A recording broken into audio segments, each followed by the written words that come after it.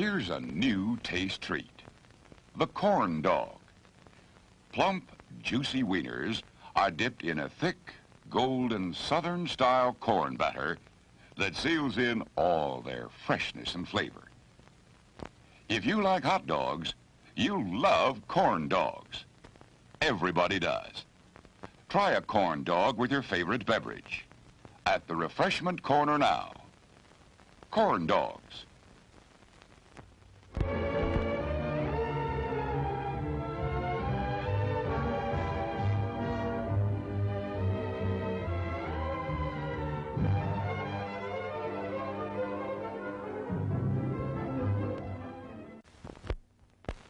Today we're interviewing a stomach. Hello there. What is life like as a stomach? Oh, boy, it was humdrum. I mean, until what's-his-name discovered Tony's Pizza. Tony's Pizza? Yeah, I was suffering from the pizza cravings until Tony's came along. Crispy crust and zesty sauces.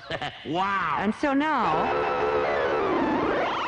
What's that? Another pizza craving. Just thinking about Tony's sets it off. Oh, where are you going? He's going to get a Tony's Pizza, and I follow him anyway. Does your stomach send you pizza craving signals? Oh, wow. Tony's, the Pizza Cravers Pizza. Available at the concession stand.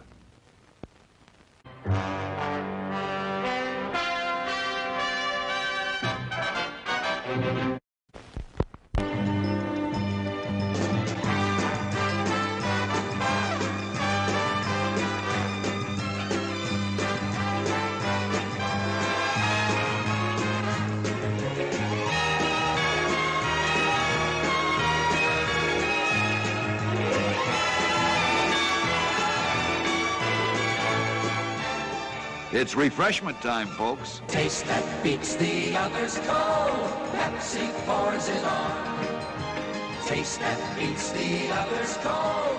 Pepsi pours it on. Yum, yum. It's a meal in itself. Our all-meat super dog. Enjoy one now. Men, there's a drive-in movie full of juicy people. Wow! It's a trap! Help! It's Pick! We've had it, men. A pleasant aroma for you, but not for mosquitoes. Pick is easy to use. Light it and forget it. Pick's aroma keeps mosquitoes, gnats, and sandflies away. Pick is the best protection for barbecues, fishing and camping trips, or just relaxing in the yard. So if you don't want our company ever anywhere, just light Pick and see what I mean? Bye! Pick is on sale at the refreshment stand now. Show starts in 10 minutes.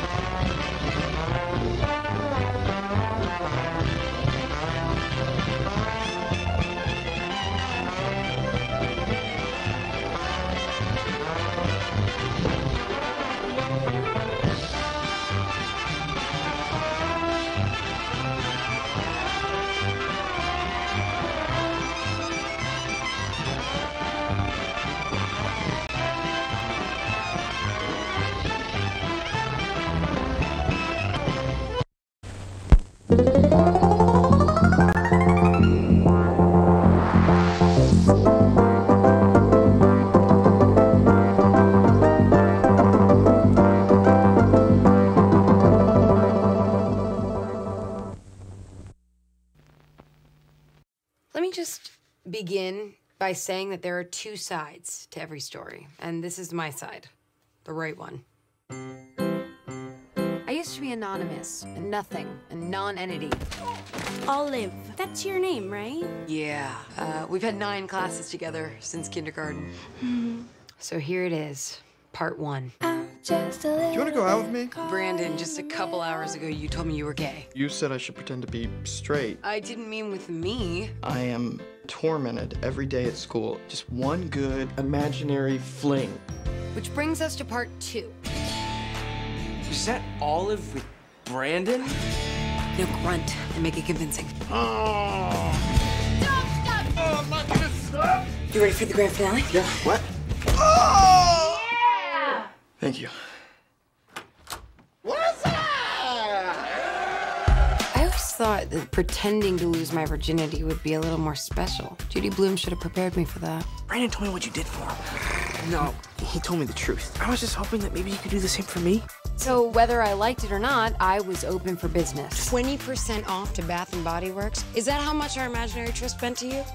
I fake rocked your world. We need to pray for her, but we also need to get her the hell out of here. Amen. On Monday, things took a turn for the scandalous. Screw all these people, Olive.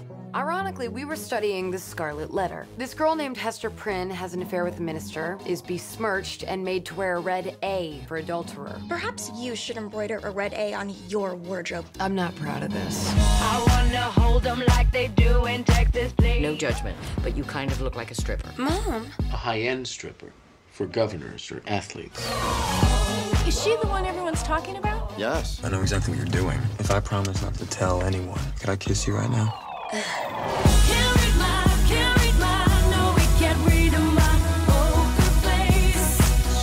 I had a similar situation when I was your age. I had a horrible reputation. Why? Because I slept with a whole bunch of people, mostly guys. Mom! There's a higher power that will judge you for your indecency. Tom Cruise.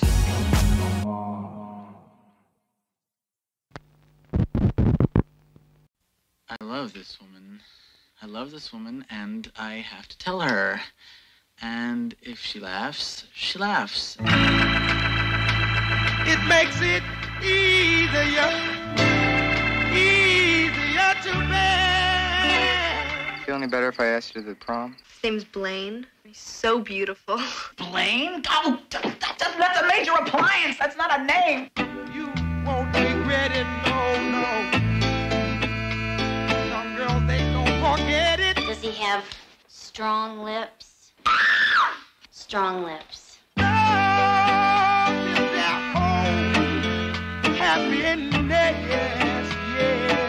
Too weird for me, you know. Maybe this shouldn't happen. You know, maybe it doesn't happen all the time, but doesn't mean it isn't right, right? This is not the time to get serious over some Nimrod. He's gonna use you and then throw you away. You're ashamed to be seen with me. No, I am You're not. ashamed to go out with me.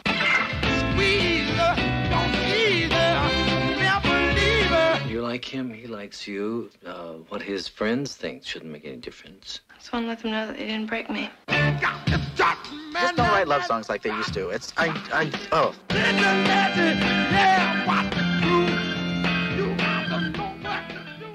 Show starts in 5 minutes. What is it? Say, What is it? hey, why it's Buttercup. Popcorn, add sweet cream butter to hot popcorn. Mix it up, wrap it up, Buttercup is born. It's delicious. So nutritious. It's a taste delight. It's so munchy, Crisp and crunchy. you'll enjoy each bite. Eat butter-drenched Buttercup, popcorn at its best. Served in a king-size cup. It beats all the rest.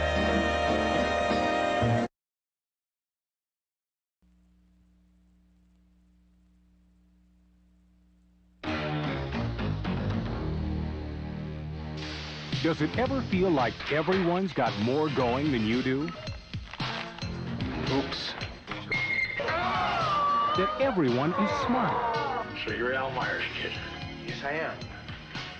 You look pretty stupid to me. Thank you. You say the best skier in town just ran off with your girlfriend?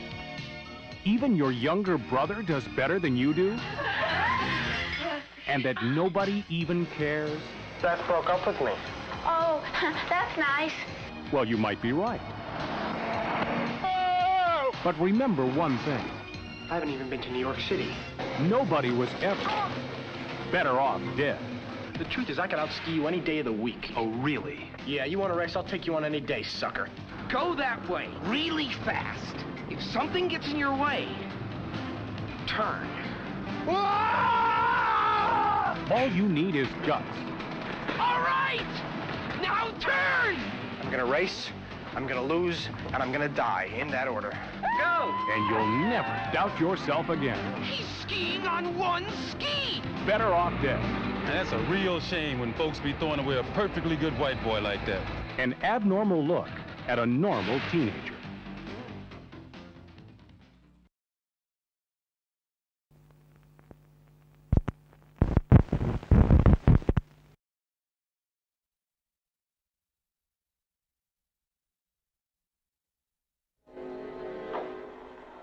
Someone's having a party for the top 10, the senior class snobs. Before they get to celebrate, 6 of them will die in the most bizarre ways you'll ever see. Virginia, don't go away. Come over here, Virginia. It is up to you to determine whether you wish to subject yourself to fear, terror, and shock. Because of the bizarre nature of this birthday party, pray you're not invited.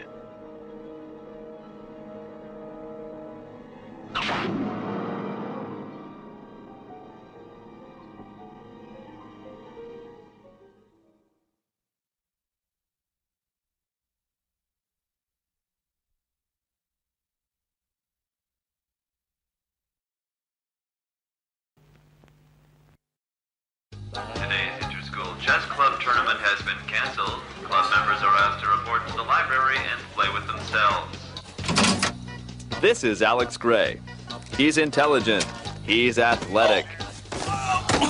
He's an average guy. It's lunch. See anything you like? This is Mary Lou Maloney. She's a good sport. Touchdown! She's sexy. She's dead. He was looking for something different. Settle down. She was looking for something new. But when they got together, it was something deadly.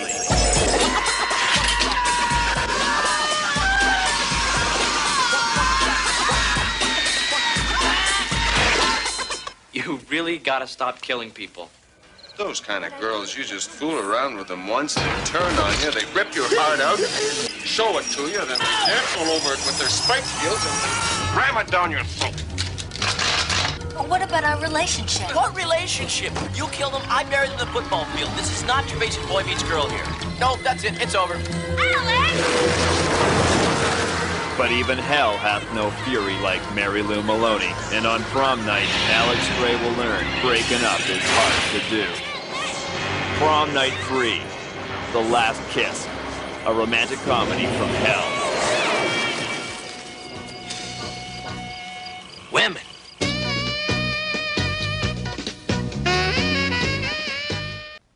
And now, on with the show.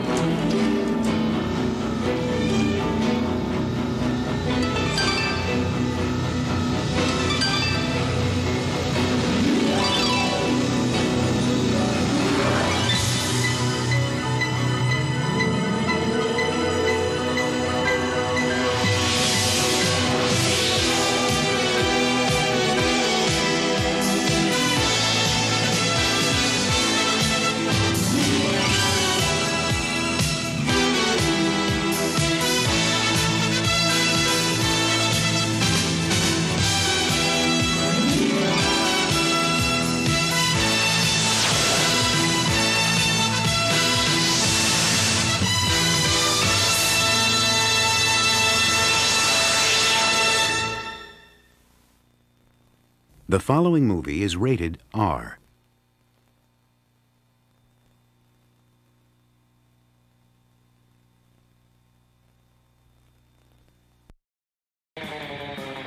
One. Hello, and welcome back to the latest round of Monster Prom.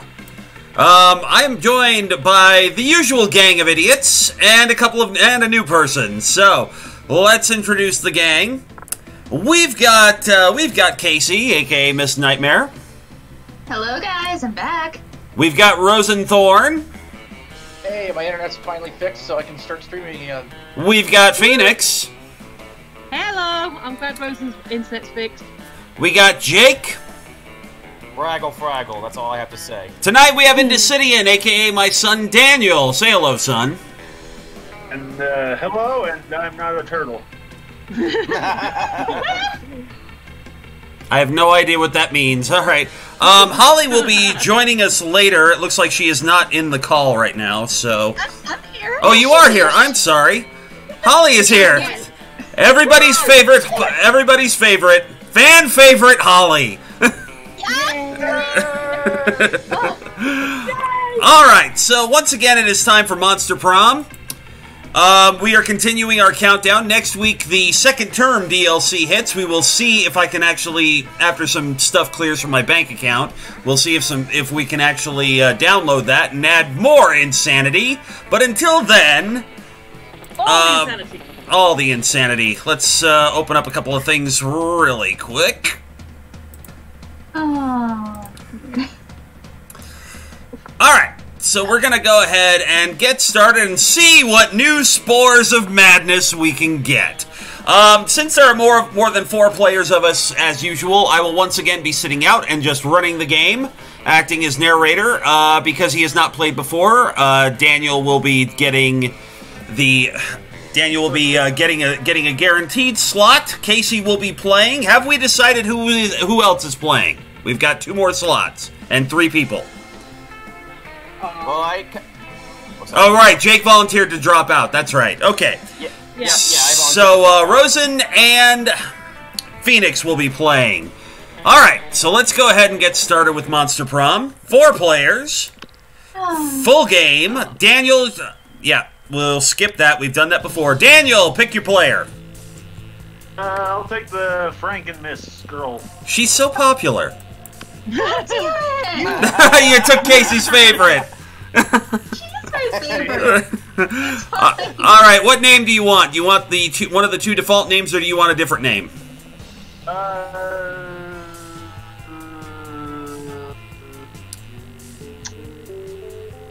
That'll be good. What?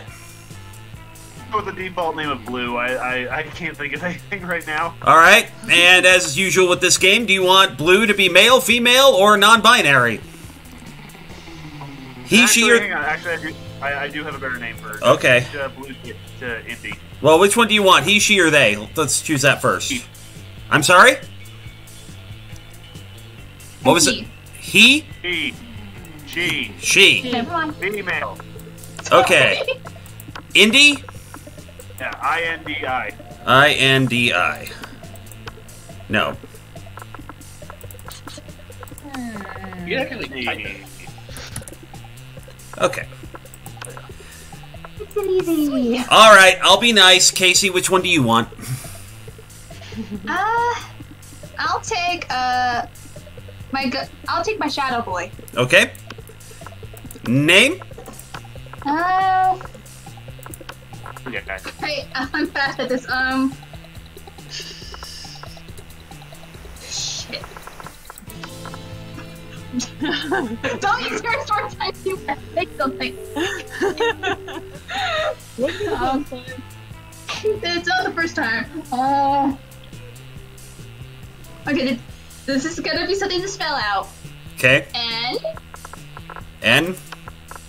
A. A. G. G. I. I. T. T. Oh, Nagito. Nagito. Well, you made Holly either happy or frustrated. I don't know which. He, she, or they? They.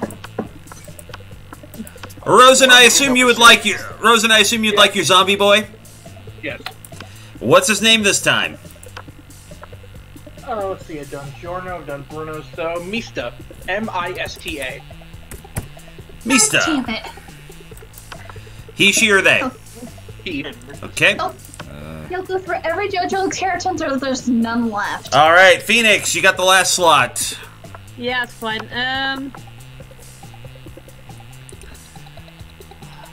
Dang it. Edith. Fuck it. Why not? Edith, he, she, or they? Stick with she. Okay. Showtime. All right. The Monster Prom. 3 weeks. All right. Just a reminder of who we are after for Daniel's sake. Miranda Vanderbilt, 19, a sweet mermaid princess who was cute as she was genocidal. Damien LeVay, 21, a fearless demon with a taste for destruction and a love of fire. Scott Howell, 21, a werewolf athlete who compensated for his rather small brain with a stupidly huge heart. Liam de Lioncourt, age 400 plus, a hipster vampire whose standoffish demeanor hid that he was truly a lovable dork. Polly Geist, 22, maybe, a party ghost with an insatiable hunger for all the wrong things. And Vera Oberlin, 23, a mean, self-made Gorgon with a merciless sense of business. It had to be one of them, but who? We only had 3 weeks to choose our prom date, and even more daunting, we only had 3 weeks to woo them and conquer their heart. But as I already said, we were young and unafraid and ready to start. Before we go on, let's assign roles to begin with. Let's start off. Rosen, as always, you will be playing Damien. Yes. Jake, do you want to continue to do Liam, or would you like to do someone else? I want to do Scott this time. You want to do Scott this time? All right. Yeah. Daniel, you want to take Liam? The vampire guy? Yeah. Okay, yep. Sure. All right. Holly will be Polly, as always, because she is the fan favorite. Casey, do you want Vera or do you want Miranda this go-round? I don't know. Phoenix, who are you going to go for? Well, I was happy sticking with Vera, but if you want to mix it up... why don't we mix it up today? I'll do Vera this time. All right, and Phoenix will do Miranda. Yeah, you get to hear my horrible American accent this week. Why does it need to be horrible? She's royalty. You've got royalty over there. True that. Yeah. As I was going into it, I was like, am I doing like a generic American or am I trying to imitate Casey? I wasn't quite sure what I was going for.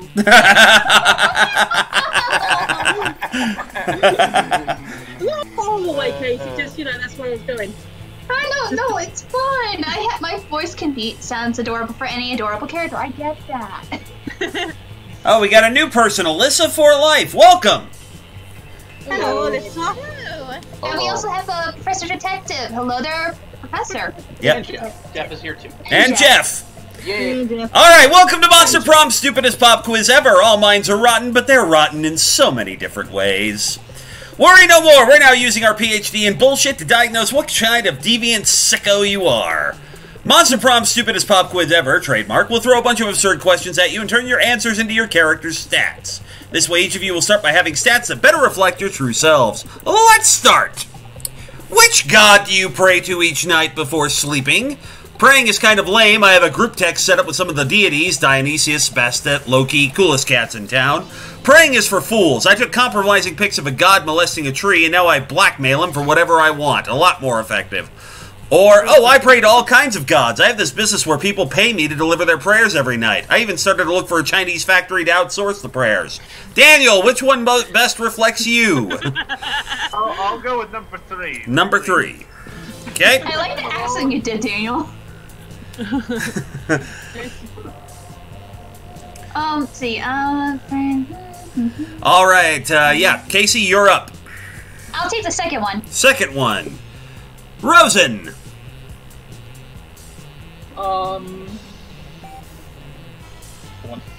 One. And Phoenix. And I'll go with 2. So charming, so smart, so wealthy.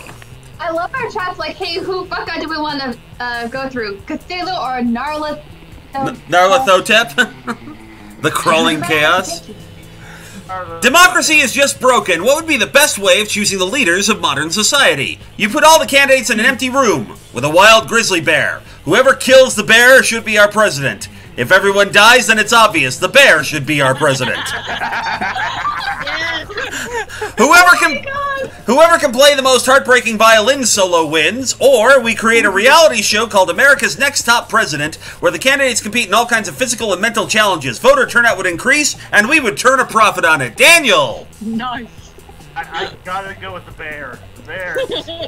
Something speaks to me with the bear. Give me a bear too. Rosen. I want to pick it so bad, but everyone's picking it. America's Next Top President. Phoenix! I'll go with the violin solo then, just mix it. So bold, so creative, so fun. Yay! The world will end tomorrow. What will you do today? Now, this one, everybody has to choose something different, so you know who you've got. Daniel, just to make it clear for anybody who's new, each one of these answers will give you a boost in hearts to one of the 6 targets of affection. Basically, that's who you'll have a head start in wooing over the course of the game. So, the world will end tomorrow. What will you do today? I'll finish my novel. Whoever comes after the end should know my legacy. They always tell you the world's ending. I'll profit on other people's hysteria. Nobody ends the world but me. I'll end the world today. It's okay. We invented the apocalypse to take care of the overpopulation of commoners. Wow. I always party as if there's no tomorrow, so who cares? 100 push-ups. No, 200 push-ups. Daniel. I would end the world. It's my fault. All right. Casey. I'm trying to think which one.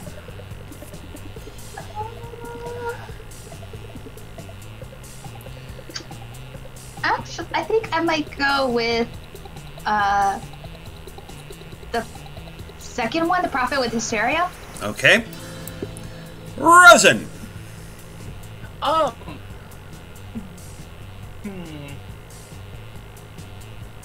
Nobody ends the world but me. Daniel already chose that one. Okay. Commoners. Commoners. And Phoenix. I'll go with my novel then. I'm sorry, what? The novel. The novel. Let's see. So we got Liam, we've got Vera, we've got Miranda, and we've got Damien. Go Polly this time. Let's go. Yep. All right, Daniel. Here's how this works. Current stats: smarts of 7, boldness 7, creativity 5, charm 4, fun 3, and money 7. You need to have stats at a certain level for each character to actually successfully ask them to prom. Hearts, you don't know how many you've got on that, so Relink the Steam thing. Yeah, if somebody could please send him that. Right there. Thank you.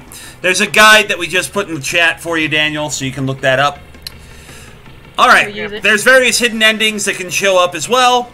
And each of the following: auditorium will improve your creativity, class will improve your smarts, the library will up your money, the outdoors will up your fun, the gym ups your charm, and the bathrooms up your boldness. But each person can only choose one at the beginning of each phase. So, where do you want to go, Daniel? Judging the person I have the head start with, I guess I'll go to the bathrooms. To the bathrooms. That day, you skip class and just hang out in the bathrooms because you respect no authority. I guess some people just want to watch the world burn by skipping class and hanging out in the bathrooms. You give no shits, but you gain 2 boldness. Like you do. One of my things that I hope for the DLC is that we get more of these, that we get newer interstitials for each location. Yeah, hopefully. Mm-hmm. After you're walking along when suddenly a car skids to a halt just in front of you. It's not the most logical location for a speeding car to barrel through, and yet, here we are. Vera and Damien hop out. Alright, hold on. It's weird when you have sweetness stuff in your mouth when you need to do something. The work is... Also, I like to Quiet you, baby. Alright. The work isn't bad. It's just not at the level it needs to be if you want to win this off. My bad. It's fine. You got so excited you interrupted yourself. What's your plan to win, Damien? Just drive your car really, really, really fast? Rosen? Yep, sorry, internet crashed for a second there. Okay. Of fucking course it is. Vera, that's literally how street racing works. And that may have you won the crown in the past, but it won't work against Justin, Deranged, and Damien. He's driving the Thunderfuck 5000. The Thunderfuck 5000. Just when I think this game can't, just when I think this game can't get any funnier, it does. I'm not sure whether that's a car or a sex toy. Like I said, it's my speed metal band. At the same time. I'm driving Nancy, a pile of shit I literally cobbled together out of every car I've ever destroyed. Either a race or just literally destroyed by a person or whatever. So basically the offspring of Christine. Okay. And Nancy can take it. Hold on, I'm going back to that. And Nancy can take on anyone, anything, anytime. Oh wait, Jeff in the chat, wasn't that a Sam Peckinpah film, The Thunderfuck 5000? 5,000. Oh, no, I'm thinking of Thunder 65. Alright. Fucking metal. Thunderfuck 5 is an electric car. Nancy wrote the use of literal, actual dinosaur corpses. What could be more badass than that? Alright, next, I've been doing bad prom puns for each title of these streams. Next time I'm working in Thunderfuck 5000 somehow. Revenge of the Thunderfuck 5000. Thunderfuck 5000 Resurrection. Anyway. Alright. I don't know. Maybe running on pure lightning. Nancy is a piece of shit, Damien. Deep down, you know that she does not have what it takes to win us this thing. Seems like this drag race is pretty important to the two of them, and they're not going to come to an agreement on their own. Looks like it's up to you to be the voice of reason. Attitude is everything, but Nancy will never embrace her inner fierceness with all of Vera's criticism. Come on, Damien, let's give this car a makeover. Or, Vera, you're right. Nancy is amazing, but she can't quite make the grade. We need to crossbreed her with a faster car. Okay, so this first one is going to get you points with one of them, so pick the one that Damien would like. Right? Let's go. Let's get a makeover. So creative. Damn. Baby. Rosen. Oh, sorry. Sorry. Hell yes! A makeover is exactly what Nancy needs to drag Justin Deranged's Thunderfuck piece of shit 5000. Thunder. Alright, quick poll. What's better? Thunderfuck 5000 or Thunder Piece of Shit 5000? I think Thunder Piece of Shit 5000 would work without Thunderfuck 5000. Wait. Hang on, I've got Thunderfuck 5000, Revenge of the Thunder Piece of Shit 5000. Nice.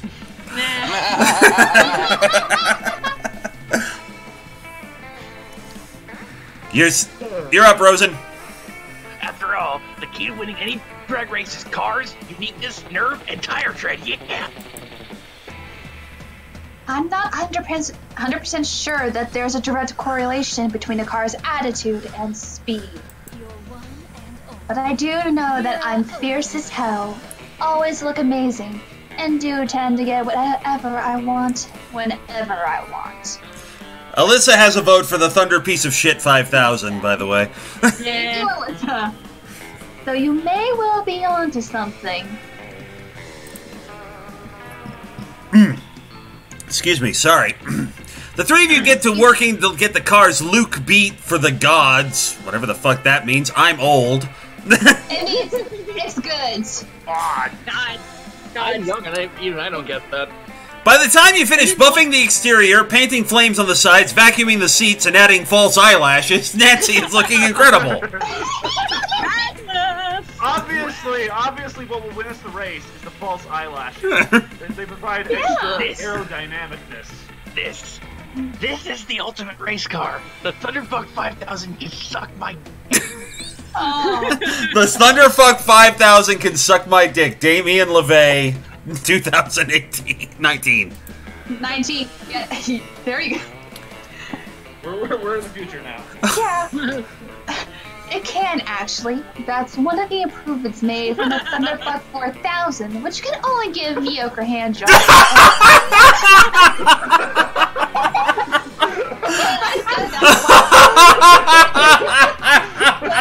It has no hands! How can it give hand jobs? It's a car! Maybe because it's a car, it'd be better at giving rim jobs. Okay. Quickly in the chat, Jeff goes, "Are you trying to seduce Speed Buggy?" Resident Detective goes, "Or Herbie?" And then Jeff goes, "Help, throw Remy the cabin, and it's an orgy." Oh God!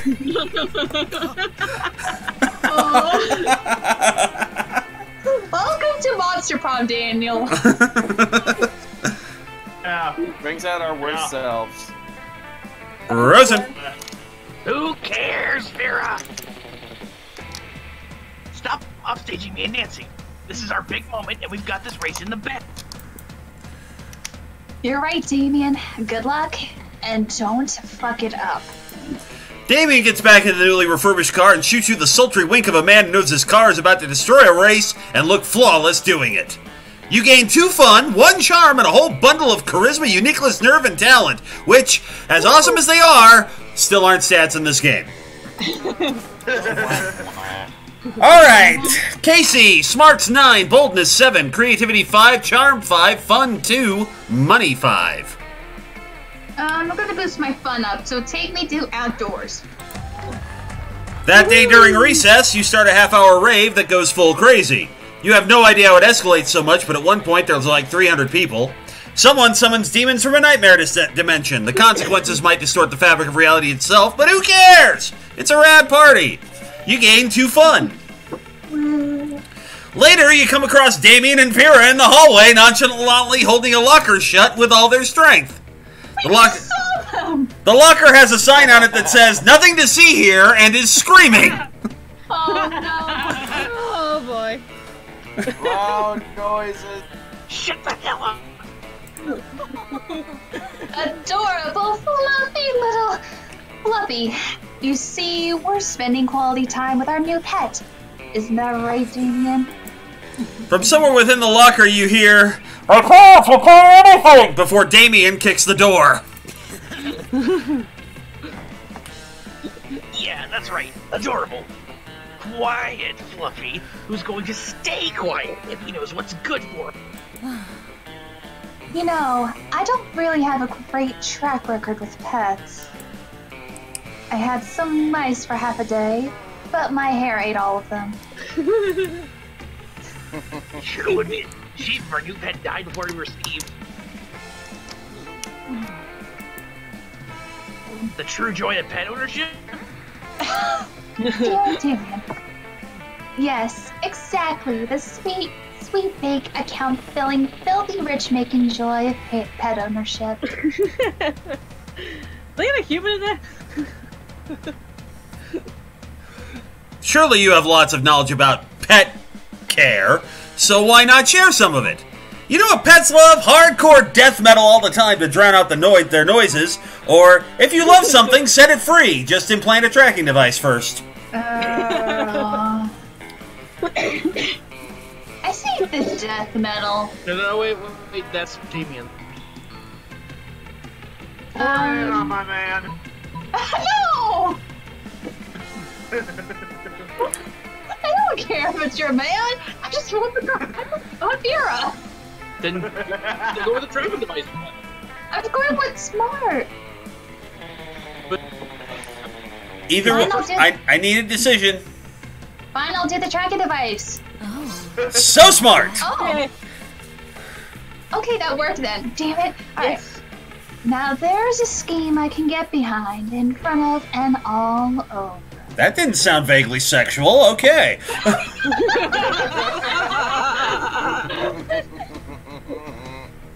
This is what you get.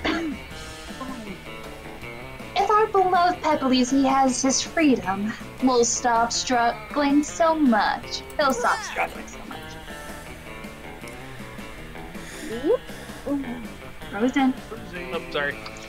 Yeah, I'll go get pet owner's microchip, and we'll keep close tabs and make sure he doesn't get hit by a car, or impregnate the neighborhood pets. And we can knock him out first so he doesn't even know he's microchipped. And it'll be smooth sailing right up until... Until our pet is housebroken? Or at least some kind of broken. That has been quite I have so much confidence in this plan that I'm going to go ahead and order those blood diamond earrings. Oh, goddamn. Alyssa in the chat, Vera is aroused by your decision. Nice. The suffering of the laborers makes them so much sparklier. Oh, the joy of knowing that crime truly does pay. You gain 2 boldness and 1 fun. Sure. Rosen, smart 6, boldness 4, creativity 4, charm 7, fun 7, money 5. Where do you want to go?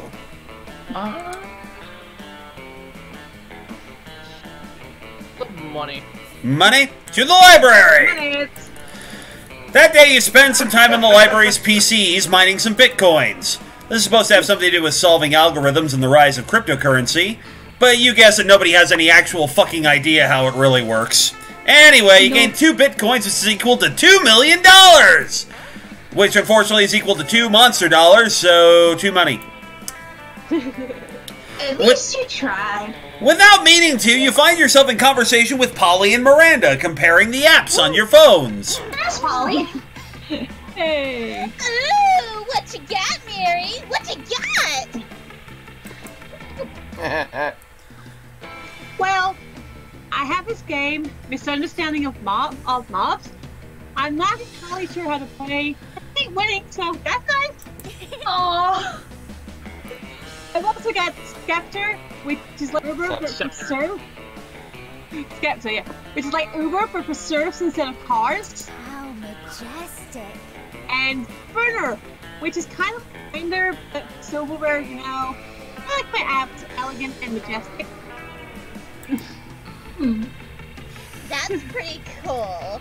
But do you have rap chat? It turns all your messages into raps, but you can only see them for 8 seconds. Wow. There's a lot of rap in this game.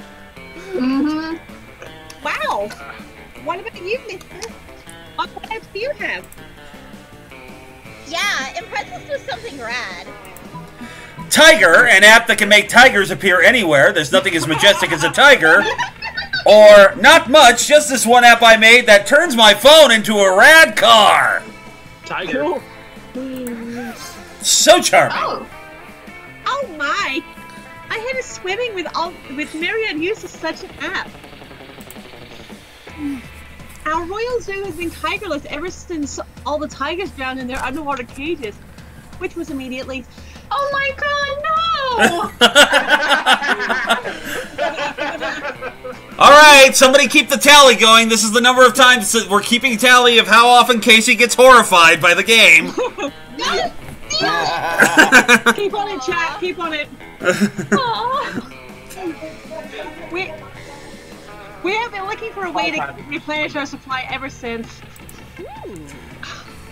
And you know what I say? It's not a real party until there are tigers literally everywhere! Oh.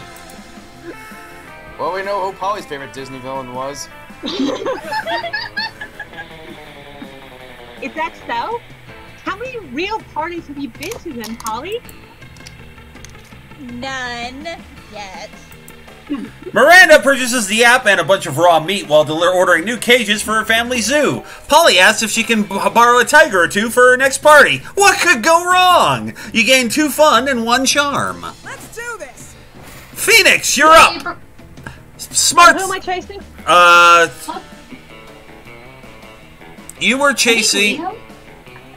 Yeah, Liam, because you chose the novel.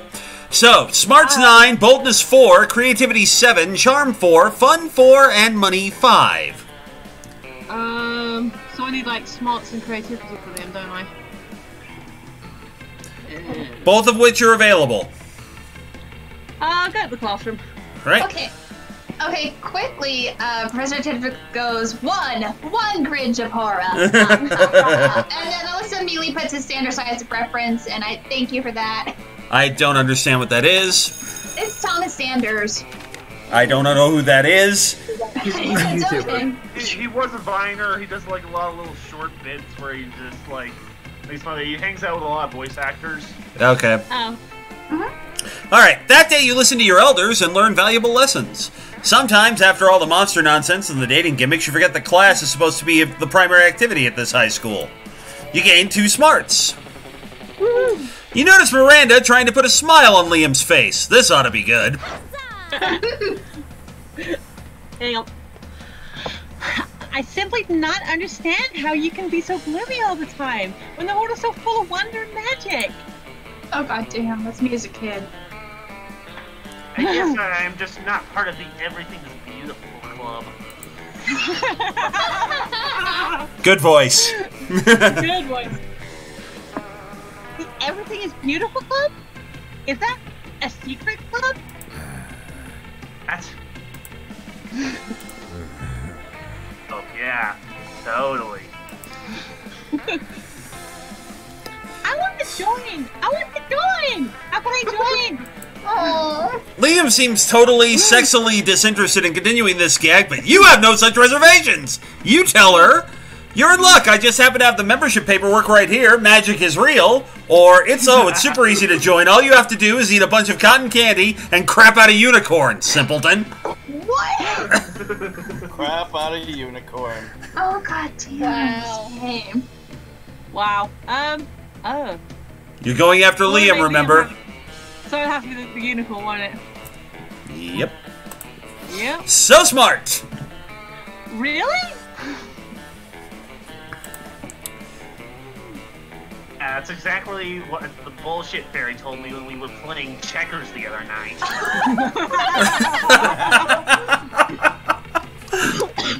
What's your bullshit fairy's name, Bob? Just what honestly, I am getting all new stuff here that I have never seen before, and it's all hilarious. Yeah, that's all? Just those things? Oh. No, you've also got to wear, like, you've also got to write gullible across your forehead. Permanent marker. Oh, no!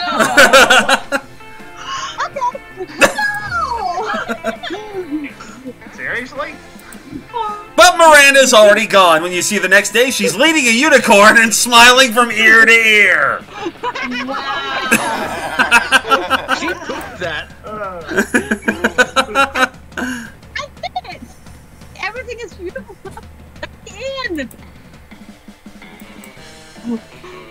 I had to fill out some extra paperwork because I had my master eat cotton candy and poop out the unicorn. Ah! Cheater! Look at that face on her! Look at that! She knows what she did! I love it. Smug little bitch. But I made up for it by tattooing gullible on his forehead instead of writing it. Oh my god! That's 2!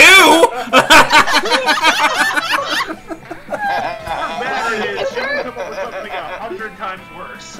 Yeah! Yeah, well, you're welcome. Liam winks at you, and the wink is so cool you automatically gain 2 fun and 1 charm. Well done.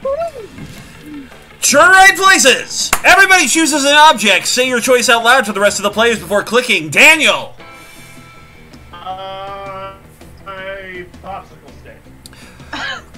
Casey! A Funko Pop? Rosen! Soda can. Phoenix! T-shirt. Alright. Player orders decided based on how likely it would be people would think you were a wizard if you traveled back in time to the Middle Ages with only the selected object.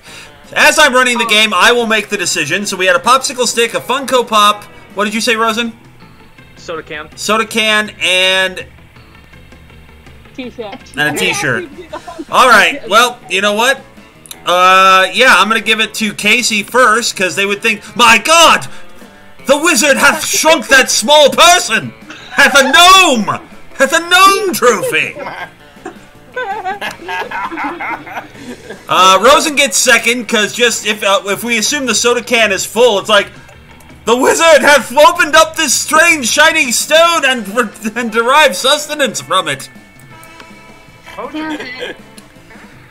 And I'm gonna give third to Phoenix because.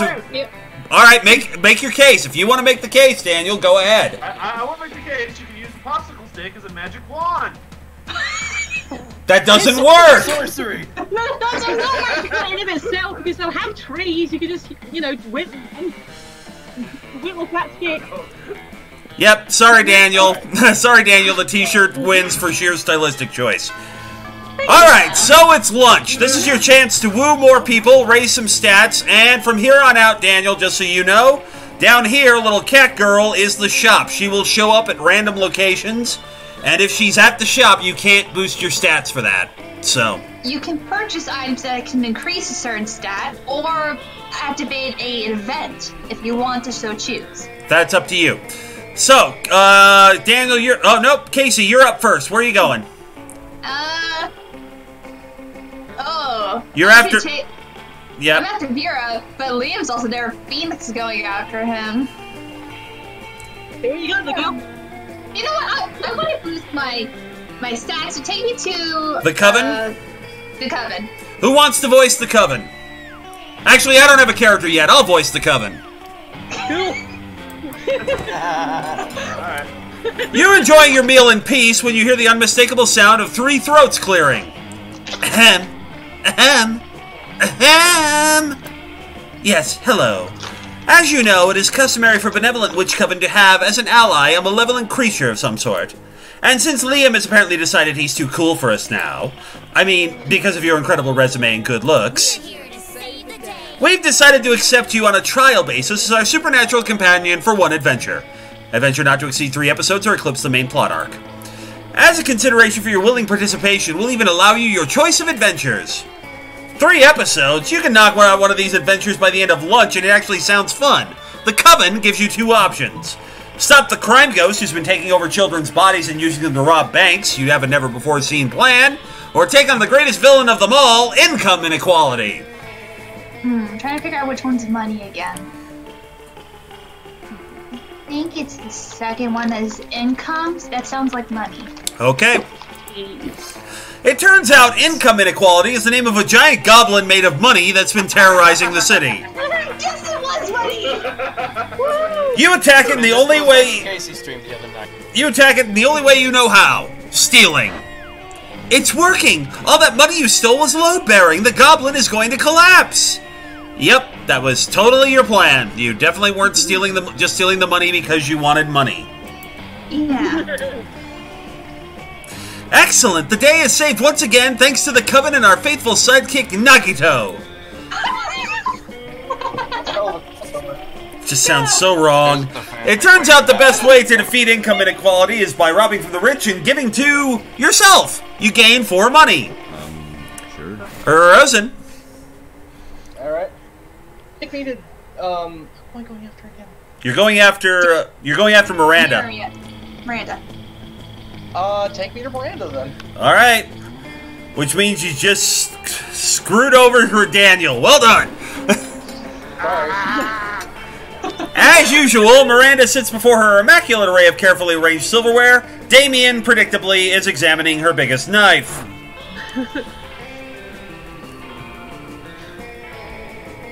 No, this is the one for killing people, right? Disgraceful. What? Good heavens, no. This is the butter dagger. It would be unseemly to use it on meat.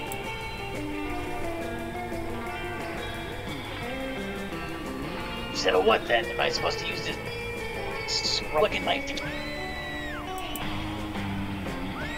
No. If you simply must kill someone mid-meal, customary to use the fish knife.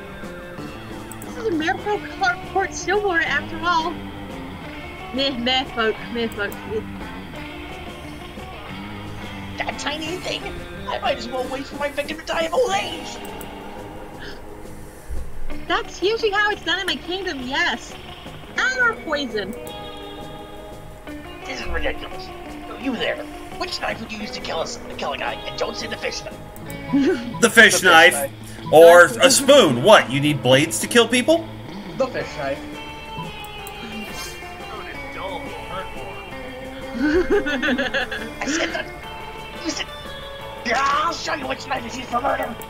Damien picks up the big scary knife he wanted to use in the first place and lunges at you. You pick up the fish knife. Yes! Honor! Make sure to hold the knife with the pinky extended. What? How did you disarm me? I'm normally the best at stabbing. I'm the murder boy. I'm the one who stabs.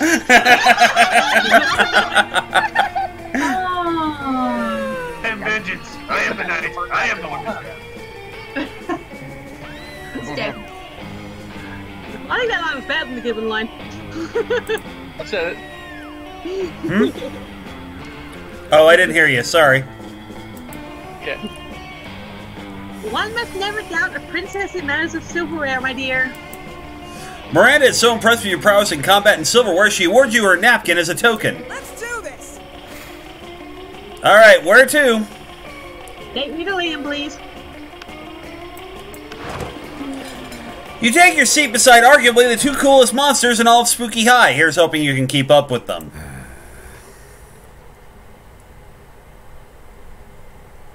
Daniel. Sorry. I looked at Vera. Are you eating manticore steaks again? Yes, and it's delicious. You know the amount of cruelty involved in the mainstream meat production industry? Yes, and it's delicious. Besides, Liam, you're a vampire. Don't you only consume things that are dead? Yes, I suppose, but it's always ethically sourced, organic, free-range, and human. It's out of control, and eating them is the most environmentally responsible thing to do. I mean... Yeah. Listen, Liam, I happen to have a personal feud with every single animal I eat. I make sure to meet all of them first and ensure I'm devouring only the ones I hate the most. It makes it extra. No, then surely you can inflict such pain without going through the cruel meat industry and supporting factory farming. Isn't home cruelty better anyway? Oh. That's right. You may actually have a point there, and if I get my hand in the pot, I can inflict even more effective and specific pain. And I bet there's a way to make more money. Sorry, I'm gonna use that last line. And I bet there's a way to make money off of this too. Hang on. Somehow I've ended up arguing against my own interest here. Yes. Liam, do you want to find innovative and creative ways to move society forward? Or do you want to oppose cruelty like every other weak mainstream loser? You can actually hear Liam's brain shaking as he struggles between his desire to be perceived as ethical and his desire to be perceived as creative. Maybe you can step in and help out. The animals you kill may lose... The animals you kill may lose their lives, but what about their afterlives? Instead of letting their spirits go to waste as a byproduct of the meat industry, let's serve their eternal souls as a side dish.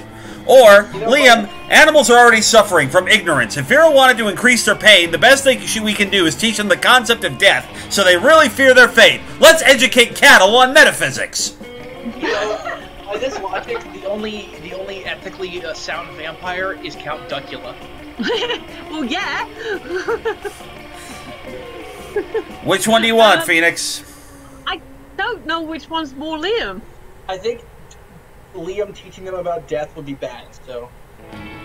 Yeah, okay, go with the metaphysics. Smart cat. Nope, you got hearts for Vera! Oh, hey! You got a heart for Vera! I thought it would be the other one. Well, I'm after Liam, so... Oh, great. I'm going after Vera, too! Damn it. What's happening? Yeah. Perfect! I know there was a way to monetize, and it keeps the animals from ever gaining an eternal resting place. What the hell is it with Vera and animals? Now the cruelty is extending even beyond their deaths. Hell yeah, it is. Thank you for getting the ball rolling on this excellent scheme. Thank you, Edith, for nailing down the specifics. Neither of you get royalties, though. That being said, I will get you a double scoop of Rocky Road Soul with sprinkles on top. Wait, aww. Yum. Maybe. You don't know. You've never eaten a soul before. But it sure is delicious getting Vera's approval. Well, I didn't lose points, so win. Where to? Where to, Casey? That's your son. What did he say? I didn't hear him. I'm taking on her identity. Finally, my evil scheme is complete. You're right. Okay, sorry. Daniel, where do you want to go? Want my advice? I can't go anywhere that... You got the shop, or you can go hang with Scott. Sorry. Can't go anywhere that there's somebody else has gone, right? Right. You got the shop. So basically, you can either go to the shop, or you can hang with Scott and Polly. Shop. Okay. Who wants to be shop girl? Let's face it, you're probably gonna end up losing your money in some stupid way anyway. Why not spend it here first? It's called being smart. Why do you sound like Damien? Okay, so here's what's up for grabs. You've got enough money that you can afford everything in the shop. We've got the gift that keeps on giving. It's free, but you could wind up with coal, and that reduces all your stats to 0. We have erotic fanfic about dragons. We have a sexy fake Latin accent. We have a PR agent. We have a motivational poster. We have some impractical yet kind of funny glasses. We have a blanket with 2 holes. We have a fake badass tattoo. Cannot afford the power totem of Zagord, ruler of the Dark Realms, unfortunately. We have a corpse. And we have a Russian novel with insightful approach to universal matters such as love and death. Yeah, it's worth pointing out, if you want a secret ending, go for either the dragon one or the sheet with 2 eye holes, because we've done the corpse, or the Christmas present has 3 possible secret endings. And also the coal. Boy. And 10 other things. So no pressure.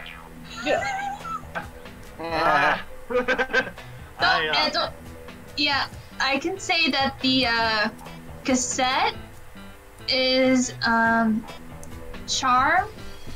The creativity poster removes your creativity. The glasses are fun. The tattoo's badass. It ups your boldness. And the hype station, I think, is smarts as well. It's smarts, it has to be, or something like that. Anyway, so what do you want, Daniel? Or do you want anything? I guess we'll go for the fake tattoo. Fake tattoo? Okay. $5. But you got your boldness up very high. Jumped it to 14 on your boldness. Nice. Nothing better than the smell of money. Well, actually, there are many better smells, but you know what I mean, right? Yeah, Jeff in the chat. Shop girl sounds like Monokuma. Alright. Everybody chooses something cool. Something cool? Everybody chooses something cool. Daniel. Something cool. Something cool is,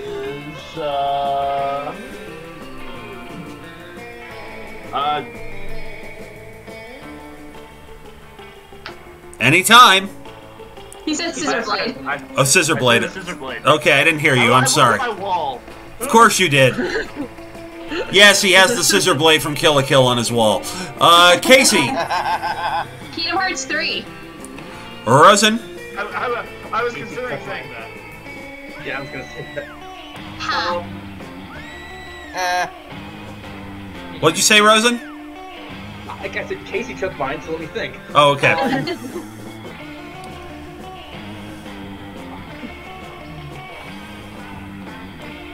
The Pringles guy. The Pringles guy. Very obviously. Have you seen his mustache? Phoenix. The perfect back scratcher. Okay. Play orders decided based on how crazy it would be if 100 years from now the selected thing became the new world's currency. What did you say, Rosen? Pringles guy currency. What was it you said again? Pringles. Pringles. Nope. I'm going to give it to, in this order, Phoenix gets the first one, Rosen gets the second, Daniel gets third, Casey gets fourth. Sorry, guys. Oh, thank you. All right. So everything's open, and the shop is at the outdoors. So fun is not available. So where do you want to go, Phoenix? I need small and create. What's right now? Smarts 11, boldness 4, creativity 7, charm 5, fun 6, and money 5. It's very creative, then, don't I? Or not? All right, to the auditorium. Woohoo! That day, while rehearsing for the class play, it's as though the muses themselves had descended to give you figurative oral sex. Your performance is intense and inspiring. It will be remembered for generations, which is pretty rad by high school play standards. You gain 2 creativity. Nice. You catch sight of Liam and Vera nearby doing what they do best, judging people. Pathetic. Ugh, do you see the leggies that Succubus is wearing?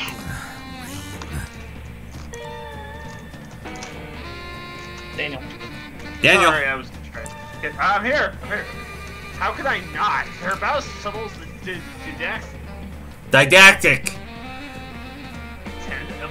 of the Jonathan Swift's A Modest Proposal. It's about baby eating. I remember that. You know, Liam, sometimes I worry that we're the only 2 bashful monsters at this entire school. But then I realized that it's not something to worry about. That's something to feel snugly superior about. Could have put it only slightly better myself. Now, folks, Vera, we've got so many more outfits to critique. No way to avoid it. You're about to walk right past them. Quick, improvise a fashion accessory that'll actually impress them. Put the hot dog costume you keep in her backpack for emergencies. It's so ironic. Liam should love it.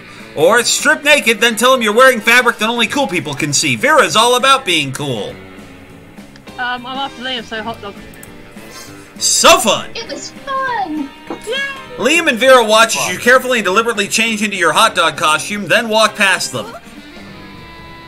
Did she just change into that ridiculous outfit on purpose? To fuck with us? Stupid phone. She must give. Hold on. Let me double check this. Liam pulls out a pocket calculator and presses some buttons. He gasps.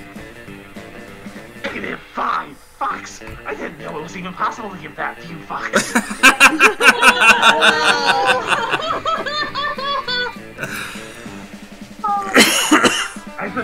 I think we have to admit, we've been outplayed, Vera. Alright, I'll order us matching hot dog costumes immediately. I want to see art of this. There's probably art of this. Finally, dressing like a hot dog is becoming the trend you always hoped it would be. You gain 2 charm and 1 fun. You know we could make art of that too. No. Alright, Rosen, Smart 6, Boldness 4, Creativity 4, Charm 8, Fun 9, and Money 7. Shut up, Charm. Charm? Okay. That day, an epic dodgeball match takes place. Everything seems lost, but you deliver an inspirational speech that fuels your team's spirit, leading to a spectacular comeback. You're clearly a natural-born leader. You gain 2 charm. You're fucking around on your cell phone when you see a couple of your classmates fucking around on their cell phones too, but louder and with more aggravation. Helena, this is an institution of learning, and I am finding it increasingly difficult to concentrate with you, making tigers appear everywhere. It's a story arc!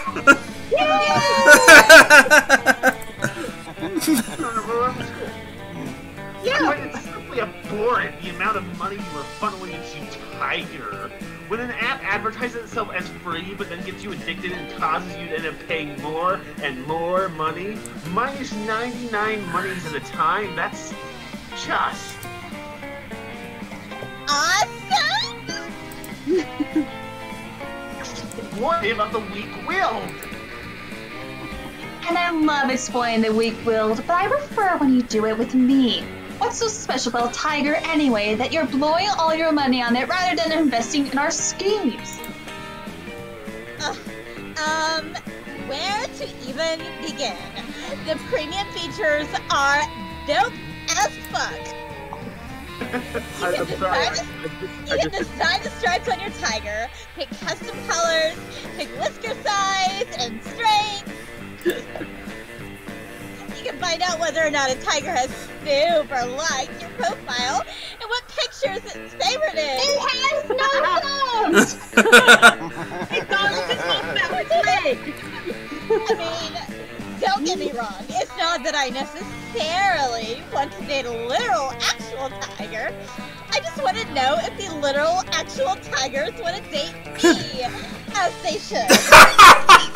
The day has started with the Thunderfuck 5000, and we have gone now to tiger dating.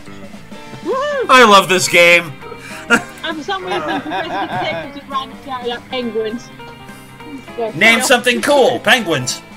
Yeah. Also, what were you trying to say earlier, Daniel? You were trying to say something earlier? A minute ago. When she said, it's not like I wanted to date an actual tiger, I said, you sure? Jeff, she wants tigers something. Yeah. You know, if Kaiser Neko played this game a while back, he was disappointed that he kept getting shoehorned towards Miranda. If he had gotten this route, he probably would have been happy. Alright. You must realize how insane that sounds. I mean, hearing out loud did sound pretty whack, I guess. Plus, if the tigers get hungry and start eating people, and honestly, it's shocking they haven't done that already, we won't have anyone to rip off. Right! Because the tigers will be ripping off their arms and legs! Good point! I'll just delete the app and get rid of all the tigers! There! Deleted!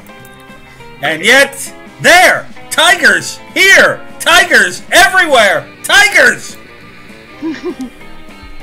Huh. I wonder why that didn't work.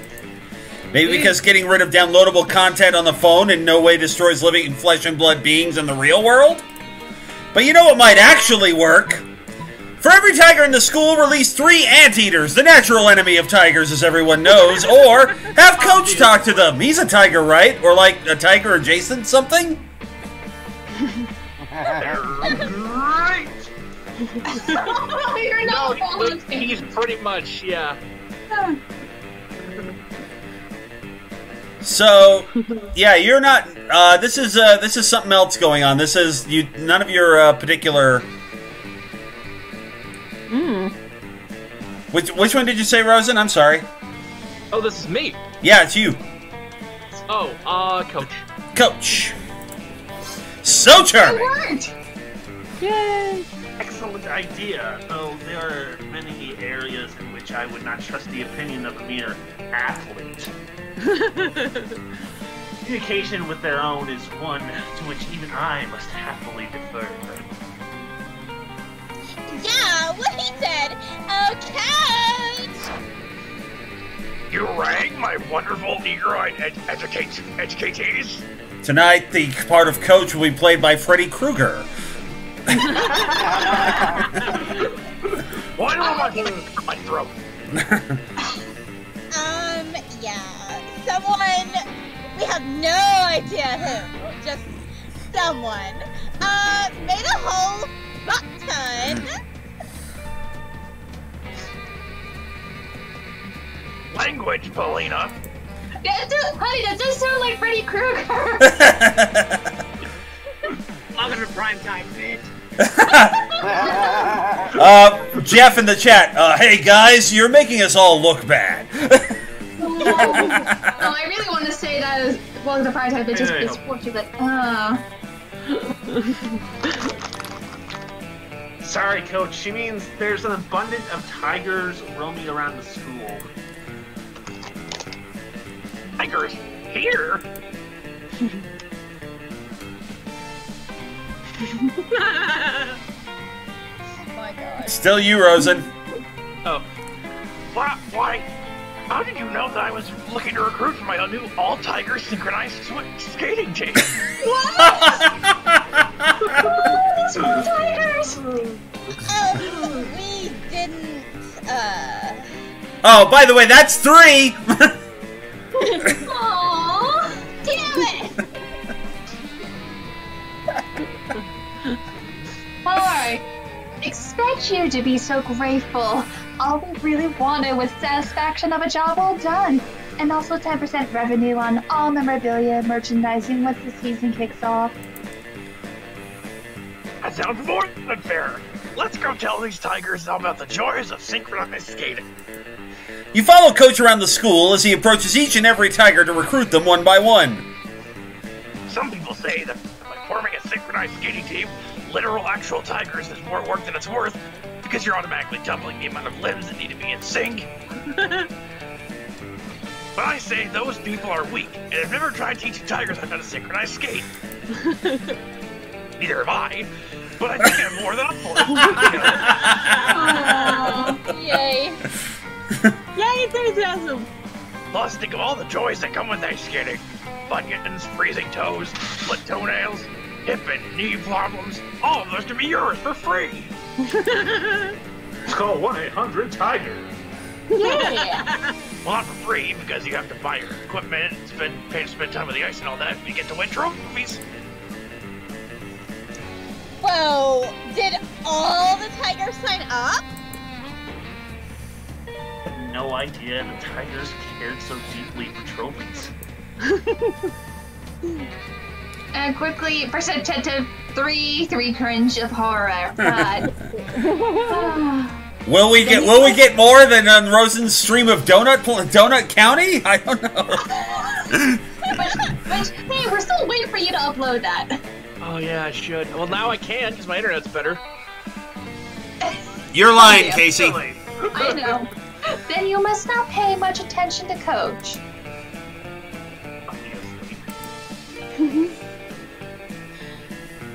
Good thing Mista does, or at least enough to know that Coach is a tiger. Yeah! Well, come to think of it, that's not really that much, but it got the job done and now everyone's happy. You gained 2 fun and 1 boldness. Let's go. Daniel! Smart 7, boldness 14, creativity 5, charm 5, fun 5, and money 2. Isn't the outdoors had fun? Yes. But it's being taken by the shop. Yeah, it is. And Trump. Yeah, you have the bathrooms, but it's bold. The library, which gives money, and the class, which gives you smarts. You might want to up your money at this point. Or what? Or smarts. No, Smarts are good. Money. Money? I guess we'll go for money. Okay. Sure. No, I was gonna go there, damn. That day you spend some time on the library's PCs managing your start kicker. You deceive lots of people with sensationalist video and impossible promises. Nice! You gain 100,000 money, but almost everything goes to cover costs and you keep only 2 of it. Later, you hear some kind of muffled squawking, and you see that Damien's backpack seems to be thrashing violently. Greetings, fellow classmate. Yay! Andy is here. I mean, don't want Damien's cock. Miranda, you ever listen to yourself? Hang on. Jeff in the chat, has your pet tiger accrued injuries from synchronized ice skating? Call 1-800-SUE-NOW. That's 1-800-SUE-NOW. Miranda pulls Davian's cock out of his backpack and the rooster begins preening himself contentedly. Isn't he the sweetest little thing? Yeah, we're gonna use him for cockfighting. Specifically, we're gonna have him cockfight the cockfighter team.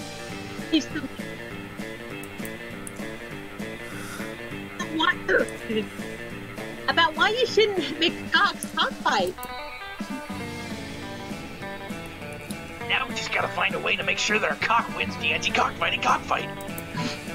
Lift your rooster's spirits with a romantic proposal. Give your cock a cock ring. Or this cock isn't an expert on violence. You are, Damien. Go undercover as a rooster. That one, absolutely. What, the undercover? Not so creative. No one ever picks the cock ring. I don't. No. Polly? Rosen. Oh man, how did I not think of that? I love finding opportunities for violence. With that, you and Damien Miranda get to work on Damien's incredible chicken outfit. It's sort of just a yellow jumpsuit with feathers haphazardly glued to it, but people are dumb, so it might work. You follow them to the cockfight, but on arrival you see... A chess tournament! The cocks are fighting each other at chess! But I hate chess! It's a tiny little war with no violence at all, and too much waiting around and planning. Nobody but Polly is into that shit. I hate planning. I just want to rush blindly into violence. Maybe I'll still put on the chicken outfit. Motherfucker to mess up. What? Okay, that's your cue to go, because it definitely seems like Damien's rage could very well be directed at you. Damn! You lose 2 boldness and 1 fun, but you did get some hearts from Damien, so there you go. I mean, I'm pretty good in other areas. Alright, Casey, where to? I can't do my charm or my creativity, so I'm probably gonna up my smarts up. Okay. That day, your teacher delivers an amazing and creative performance that blows all your minds and ends up being a sensation on YouTube. Your teacher gains 10 coolness, but who cares? He's not trying to romance your classmates. Or is he? We hope not. Let's not. Oh, you also gain 2 smarts. Hooray! Woo. You see hundreds of your classmates running away from Vera and Scott. They're all screaming, "Spoilers!" Oh no. That's why. Have you seen the latest episode of Detective Wereweasel? Wereweasel finally exposed the Cardinal's entire operation. Awesome, bro. I did. It was so exciting. I peed on Grandma's carpet. I know, right? And the cartel's organizational structure's so cool. I took so many notes. But last night was the last episode. I was so sad. I peed on Grandma's carpet. Oh, wait, 1 second. Professor Detective, Polly's into chess? Yes, Polly is into chess. Polly's into everything. But, everything. But yes, chess. But yes, chess, very much so. I have a really hard time seeing Polly playing things, though. Not That actually is how I died. That's not what you use the chess pieces for. Well, not only that, I mean, it's really simple. Polly plays strip chess, so there you go. Yeah, there you go. Okay, I guess that would help keep her focused. Well, why don't we start our own TV show? We'll make it better than Wereweasel. Better than Wereweasel? Is that even possible? Once again, Scott's 1,000-yard stare is the best expression in this game. Yeah. Okay, I want to be part of this high school where students can just, like, start making their own TV shows and apps and shit. It's like, this is like a better version of Monster High. My theory is that this is actually a gated community that all these people live in because, they just live out this elaborate fantasy. We're the perfect... You go. Sorry, you go ahead. Right. Go ahead. Just moving on. Yeah, we're the perfect team. I have money, and you're the gullible target audience. Gorgana Film Studios requires your ideas. Scott Gorgana Film Studios. We'll talk about that later. Right now, I need ideas. When the Mafia threatens to close his gym, an ugly-ass Nosferatu must expose the syndicate to save the only place that lets him do his reps. Or Chile, 1985, when Pinochet floods the market with black cocaine, a courageous drug dealer becomes a private eye to blackmail Pinochet and save her co-collabs. Ooh. You're going after Vera, right? Yeah. Probably the second one. Yeah, I think I'm gonna do the second one. So smart! Yeah. Did you just create the most relatable detective ever? That was a rhetorical question. Obviously, a young entrepreneur vying to save her business from government regulation is objectively relatable. Ethan's here! Ethan's here. Hey, Ethan. Hey. Oh, and Professor Detective, I'd watch both of those shows. She's a drug trafficker. She's a businesswoman protecting free markets. Doesn't that sound to you like the Monsterian... Monsterican. Monsterican dream? God damn it! Oh, Morocco! I didn't think about it this way. But is she a buff entrepreneur? Like, really buff? Sure, why not? Hooray! All my objections have suddenly disappeared. You could really hear Aaron's voice in that hooray. Not me. That would be Aaron Hansen of Game Grumps, for the benefit of the audience. Vera puts you and Scott to work stuffing packets of promotional cocaine to publicize the TV show. You gain 3 money as payment. Oh, perfect! I know what I'm gonna do now. That weekend, something happened to... Indy! Daniel, it's you. Here we go. Boy, oh boy, oh boy, oh boy. Weekend time! You're with Miranda, Liam, Mista, and Edith in Liam's apartment. Because tonight is game night! Oh no! Jimmy and Scott are late. How surprising. Ring! Jake! Jake! Oh, hold on. Hold on. Hey guys!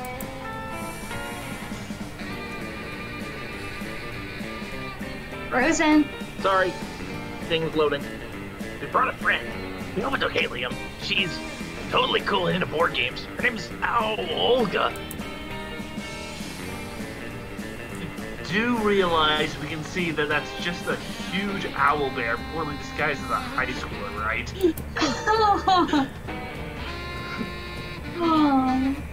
Rude! Yeah, Liam. You don't see us accusing you of being a huge owl bear poorly disguised as a high schooler. Scott is technically right. We haven't done that. Therefore, I feel inclined to trust him. The meeting of the minds here! Whatever. Can we just play some games? Heck yeah! Before you even try, no, Miranda, we are not playing your version of Risk, where you start with a huge underwater empire. It didn't sound funny, and it turned out to be completely unfunny. What about... Oh, not werewolf either. We won't play that until you learn you're the werewolf only when you get the werewolf card, and not just always. Great, we should totally play. Hot Cards Against Monster Kind, and it requires no strategy nor skills aside from making vulgar jokes. We get it. You like it because it's totally wrong. Much like this game. Yeah. I like this better than Cards Against Oh, wait a minute. Ethan in the chat. Oh, wait a minute. Here we go. The owlbear thing. Hang on. Jeff, I didn't know Yogi was into drag. No judging. And Ethan, he's a feather furry. It's his owl Sona. I think jeez. Like for some reason, feathers are counted as fur. Dan, yep. Enjoying a refined and complex Euro game. And you know, it's a Euro game because we'll spend more time of it learning the rules than actually playing. It's called Chess 2. It includes deception, dice, deck building, an auction system, dozens of leads, hexagonal tile placement. It sounds like a complicated version of Dungeons and Dragons. After 3 hours of learning the rules and an extra hour for proper setup, you start playing, but it isn't long before Olga starts wreaking havoc and destroying everything. Ew! This is not nice. Okay, brace yourselves. Olga might actually be a wild owl bear disguised as a high school. We thought it would be cool to sneak a wild owl bear into game night because of a reason. And those reasons we won't say. Sorry, we thought it would be super nice and inclusive for owl bears.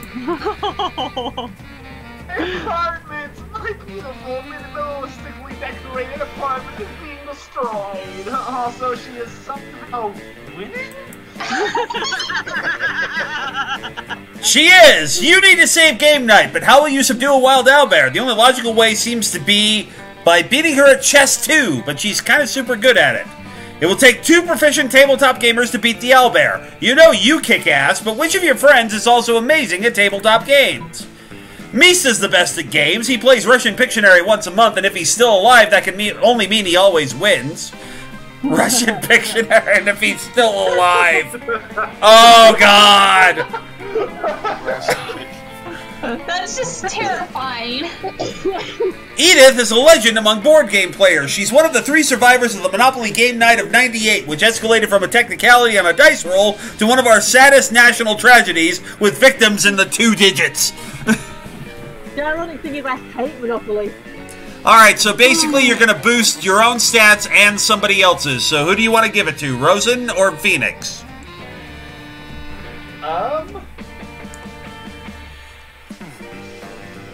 Keep in mind this could fail. I guess we'll go with these, because I like the Russian Pictionary visual. Alright. Let's say the word. So fun! You join forces with Mista, and together you become a force to be reckoned with. You roll a d6 and get an 11. You draw a card that doubles all your points if your opponent is very specifically more than 25% owl.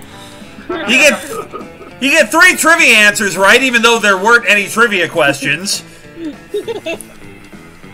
That's it. Also, the owlbear seems way calmer now.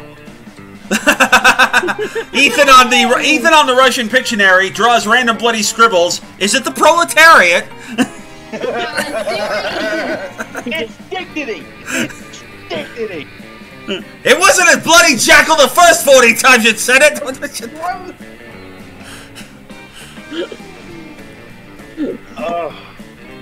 Rosen. Yeah, Olga might be a wild owlbear, but she's not a sore loser. I love the part that it's the opening. After his records for man, no freaking. You know what? I was the werewolf all along. No surprise. That's another game, Scott.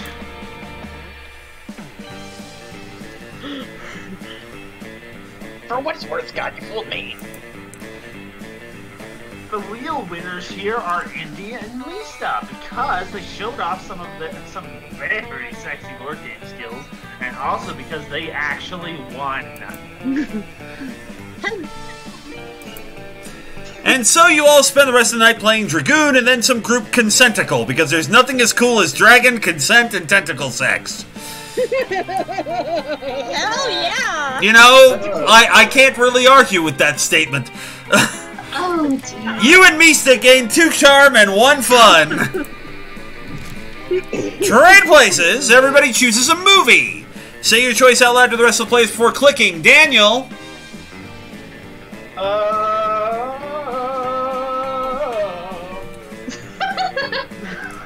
Are you singing, meditating, or thinking?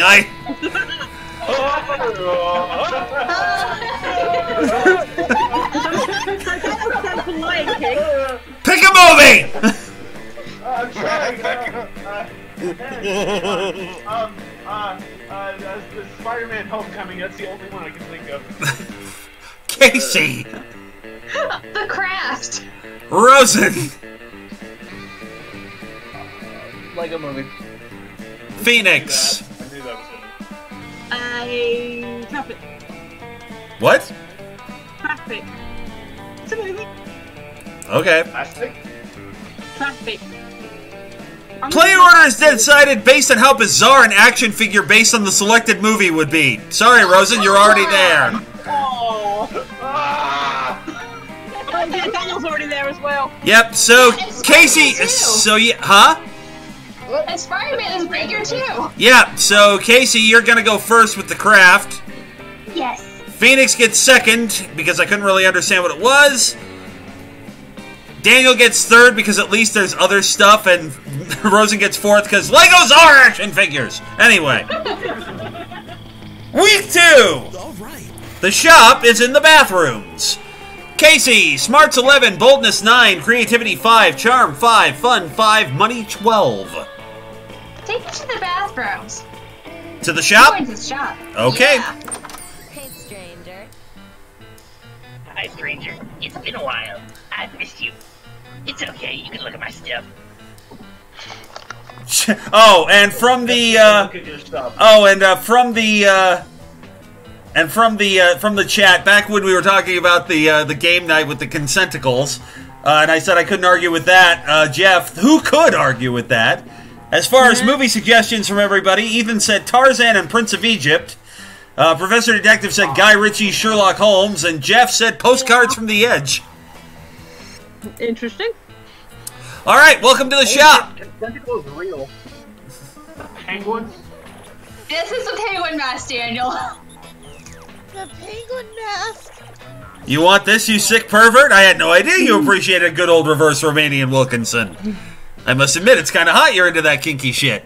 Okay. I don't want that. What do you want? Take me to the totem. The totem? The power totem of Zagord, ruler of the Dark Realms? Okay. Give it to me. Catch you later. Give me it. I want it. Cool. Yeah, who would want to save money for their college fund when you can spend on weird stuff that's most likely useless? That's the spirit, champ. Let's do this. Phoenix, where to? What my numbers? Smarts 11, boldness 4, creativity 9, charm 7, fun 7, money 5. I need to work on charm, don't I? Yep. Take me to the gym. That day, an epic dodgeball match takes place. At one point, you're about to be eliminated by a player from the other team, but suddenly you convince him not to throw the ball at you with a heartfelt speech about the importance of everyone's lives. The player bursts into tears, and you take advantage of that moment of weakness, throwing a ball at him. You lose 5 mercy, a stat that might be useful in Monster Prom sequel, but isn't right now, and you gain 2 charm. But Liam isn't paying attention to any of that. He corners you afterward to lecture you on Instagram filters. No one seems to understand about filters is that they're not about making pictures better.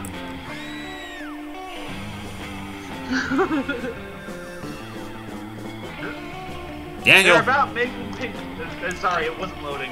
Oh. They're about making pictures browner and harder to see. Why? I use my own proprietary filter for almost all my photos. Infinite Top. Oh. So probably why I have. It's also probably why I have only 6 Instagram followers. But we must all make sacrifices for our art. Okay, so I have to go. There's a dead rat in the parking lot. I simply must document. As soon as Liam's gone, Miranda peeks out of an air conditioning duct. Oh my god, this is the Liam Prom King route. Yeah, 1 second. Sorry, I was just eating Chris. And dying on them, apparently. Yeah. Goodness! The situation is even more dire than I thought! If Operation Make Liam popular, then it must be started immediately! What's that? Yes, of course you're part of my operation! I unwillingly force people into my service all the time! Oh, you want to know exactly why it's called Operation Make Liam Popular again? Well, he's been alive for like centuries, right?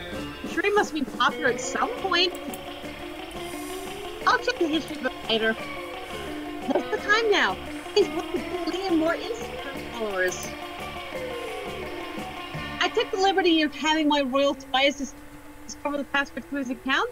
We can give it a total makeover. But what to do? Use his account to post a bunch of porn and bomb recipes, or pay 1 million homeless people to follow Liam on Instagram. First one. First one. So fun! What is porn? Never mind. If you suggested it, it must be something very classy and suitable. Shall I put you in charge of curation? Porn away, comrades! You turn Liam You turn Liam's account into Instagram's #1 resource for weird dicks and domestic terrorism. Shockingly, this turns out fine. There you are. I wanted to share the great news. I'm Instagram famous. Apparently, my filter game was so edgy that the backwoods administration decided to close my account. But not before I amassed over 3 million followers. They're all following me to my new website, pics.com. First, I'm utterly devastated that my work has finally become mainstream. This is the worst. I am not at all happy or excited about it. Anyway, I have to go take pictures of my lunch. My fans are waiting. You're not sure they're waiting for what Liam thinks they're waiting for, but whatever works, right? You gain 2 creativity and 1 charm. Alright, Daniel, where to? You got the auditorium, the classroom, the library, or the outdoors? Current stats: smarts is 7, boldness 12, creativity 5, charm 7, fun 5, money 4. To the outdoors! To the outdoors! To the great outdoors. With country bears, right, Holly? Moving on! That day during recess, you start a half-hour rave that goes full crazy. You're casually chatting with Juan, the small magical Latino cat. You start telling about that hilarious story of what happened last summer at Monster Camp. You know which one, the one involving the beehive, the blow-up doll of the president, the penguin mask, and the mystery of the Goblin King. Slowly, lots of people start joining you to hear the story, but by the time you say where the Goblin King was, 100 people or so burst into hysterical laughter. You turn on a mobile app that captures all the laughter and turns it into 2 fun. Cool. You notice Damien Miranda squatting on the grass poking something with a stick. You rush over hoping for a dead possum, but instead you find them gathered around an entire tiny metropolis. Aww. Rosen. See? Oh, check this shit out. It's a kingdom. I call it Smalltopia. A tiny voice from the city shouts up you. It's called West Pemberley, and we're not a monarchy. I was just gonna burn it all with a magnifying glass, but I'm happy Miranda stopped. It's good to be king. The tiny voice from the city says, we vote for our leaders in biannual elections. But we are facing a quandary to boost our kingdom's economy. Mardot's in the chat. Hi, Mardot. Mardot.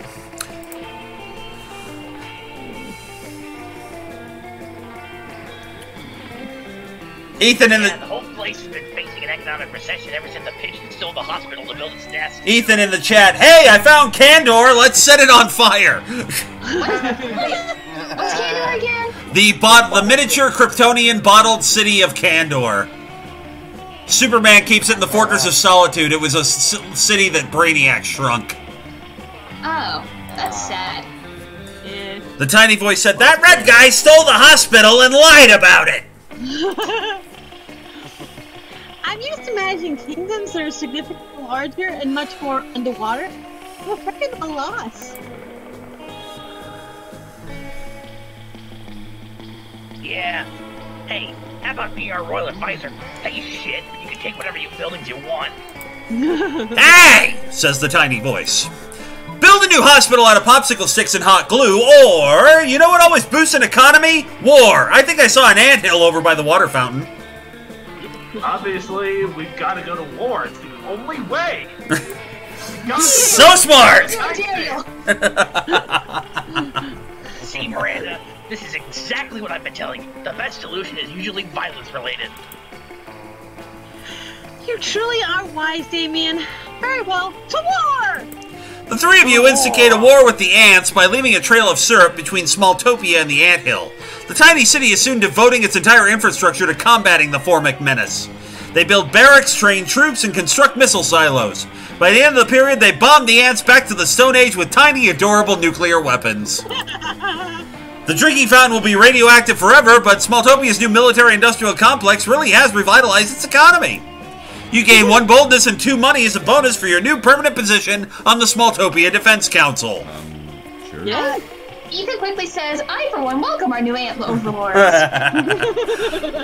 All right, Rosen. Smart 6, boldness 5, creativity 4, charm 12, fun 12, money 7. What's up, creativity? All right, to the auditorium. That day, while rehearsing for the Cats play, you can't help but feel you're not as good. Yeah, Cats play. You're doing Cats. That's what you're doing in a dragon costume. Fuck off. It's the return of the dragon. All right, Mardot asks, got back from watching Cold Pursuit. What'd I miss? A tiger app. A game night with an owlbear, and the Thunderfuck 5000. That's what you missed. And also Polly with chess. You might want to wipe off those chess pieces, though. Yep. Get out, everybody. There doesn't. Rude. Oh yeah. By the way, that little of disgust that Casey did doesn't count because it has to be from the game, not from Rosen. Yeah. Mardot, it's okay, let me put this in terms that you can relate to, Mardot. Forget it, Martel. It's Monster Prom. What happens in Monster Prom stays in Monster Prom. Yeah. What were you saying, Paul? And for the record, I'm not that kind of ghost, so yeah. Oh, please! You totally are that kind of ghost! What kind of ghost are you not? Exactly! Anyway, there doesn't seem to be any ordinary way of getting yourself there, but there might be an extraordinary way. You summon the devil, one of many, and make a deal to enhance your creativity just a bit. You gain 2 creativity. You also lose 3 years of your life at the end of the deal, but who cares? They weren't happening in-game anyway. Ethan says it's a great Crackle the Dragon cosplay. I get it. Ah, the magic of the theater. Nothing beats a particular brand of insanity of an amateur production starring non-actors. You notice Miranda staring with admiration at Polly's costume.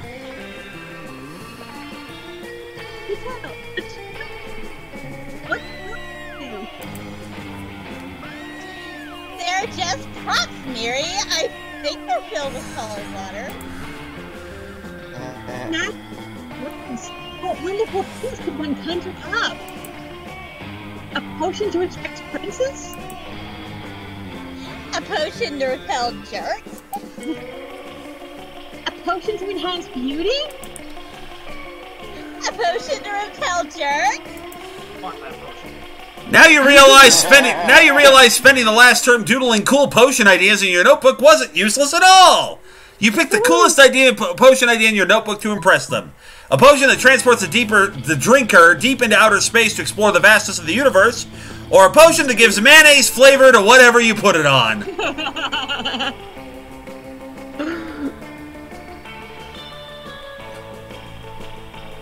Which one are you gonna pick, honey? Oh.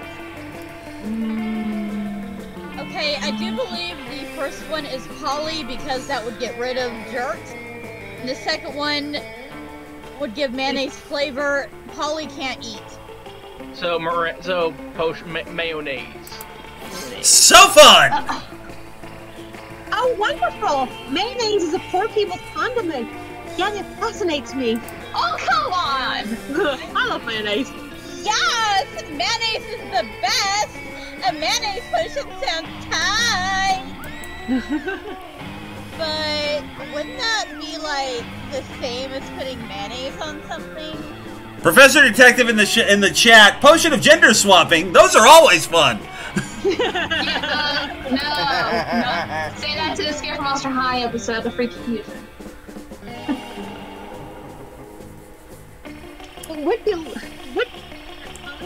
It would be a potion. Potions are fancy and special. So if it had that potion, we could sell it at a super premium price point. You see, this is a classic custom among us wealthy people. We pay a lot more for cheap stuff with minor gimmicks. That's how we show each other that we have a good taste. Oh, I see. It sounds dumb as hell. I like it. I'm glad you like it.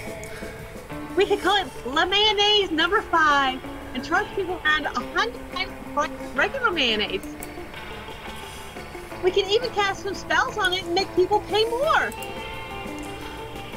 All you need to do is write the magic words in the product: local, gluten-free, cold pressed, and voila! Whoa! This sounds like a plan, girl. We'll be rich. Oh, but remember, this potion doesn't exist. That's a shame. Good news is I'm already rich. Lucky me! Fuck! It's true, I totally forgot. Well, at least it was great while it lasted. Great idea for the late love. You just impressed them with the idea of mayonnaise. These girls sure are easily impressed.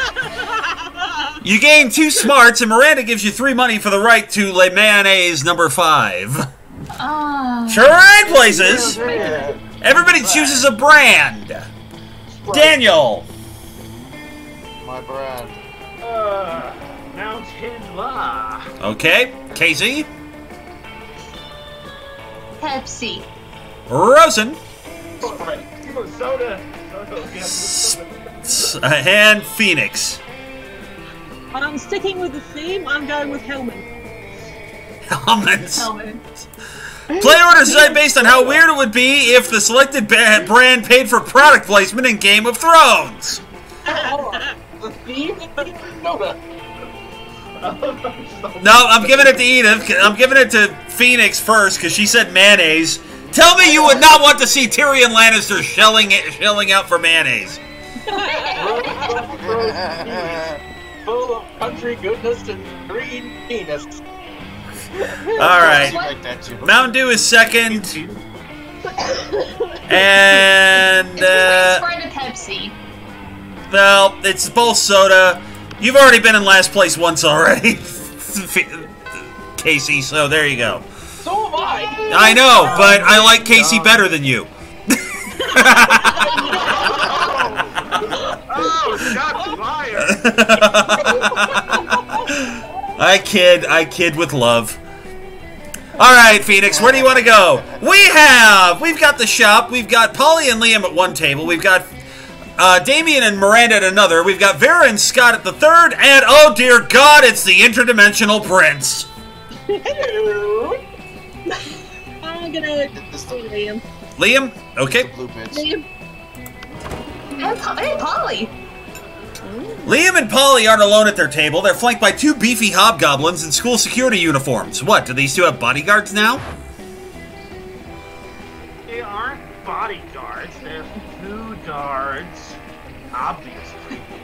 Oh, jeez. Oh, this one. One from Jeff. Yeah. Tyrion Lannister mayonnaise always pays in taste.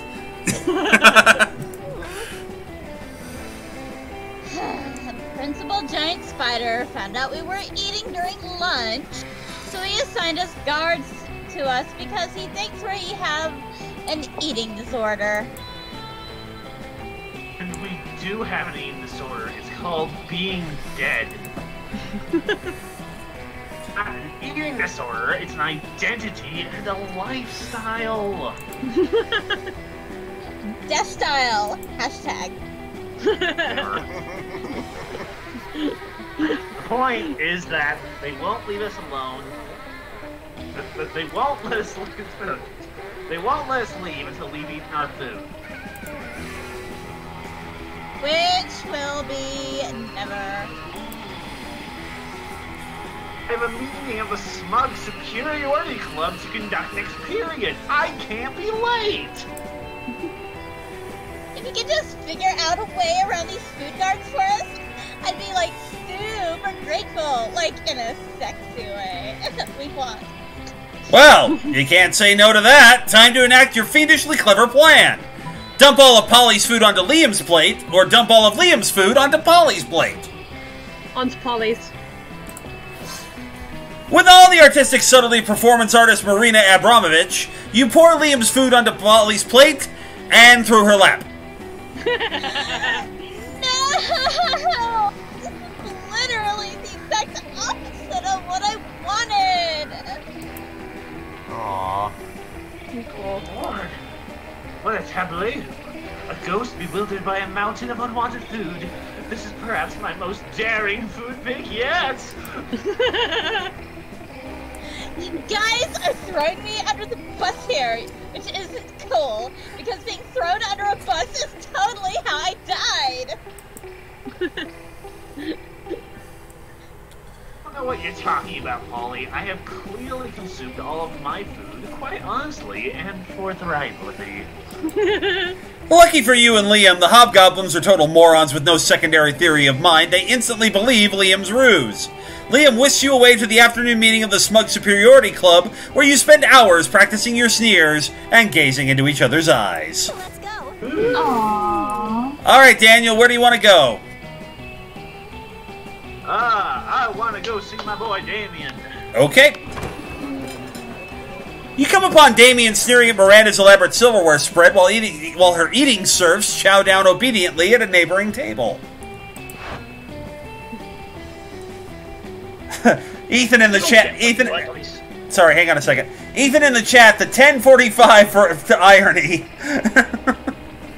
All right, go ahead. I still don't get why you collect all these stupid forks and spoons and shit. What a noob. I mean, even the knives don't really look all that deadly. Silly boy! This silverware is not for killing! Things can be for something other than killing? That's lame as hell and it's basically useless. I mean, you don't even eat. Your serfs do it for you. Well, of course they do! But if they're not using any of your silverware. Naturally they aren't. Serfs must eat with their hands, as befits the lower classes.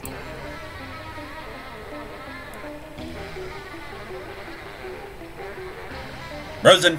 So you're saying... Oh, there you go. Loading. So you're saying the silverware collection has no practical purpose? Things have practical purposes? Aww. These two could go round and round like this forever unless you say something to resolve the dispute. Damien's right, Miri. Maybe it is time you started murdering people with your silverware. Or lay off Miranda, Damien. What about your collection of exotic corpses? I think it's time we had some murder around here. I mean, I was just giving her shit, but I am in favor of any plan that gets more people murdered. Oh, how barbaric! Are you sure that's the right thing to do? Yep, 100%, absolutely. Well, alright then. Yum yum, Daisy! Take the sharpest of these silverwares in your filthy present hands and go a-murdering, will you? No, don't do it! That's 4!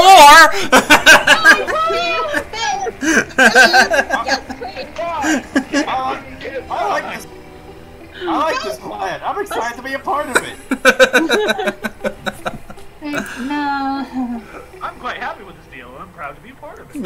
Yeah.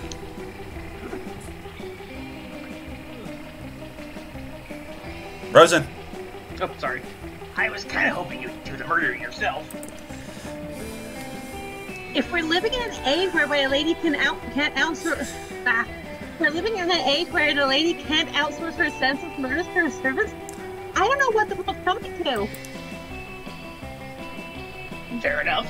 As long as the murders get done, I guess I don't care. Miranda even outsources some of her silverware murder to you and Damien as a team. It really brings you closer to each other. Alright, where to? We've got Vera and Scott, we've got the shop, and we have the interdimensional prince. Take me to Vera and Scott. Alright. As you approach the table, you see Vera delicately lifting a fork full of quinoa to her mouth. She brings her lunch from home. When...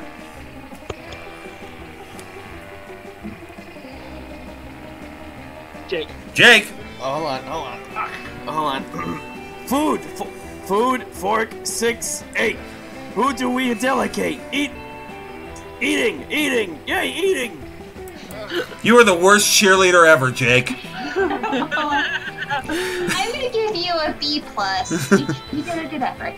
Alright. Scott, what on earth are you doing? I'm cheerleading you to help you be the best eater in your whole school. What causes obsession with cheerleading me through mundane activities that require no cheerleading?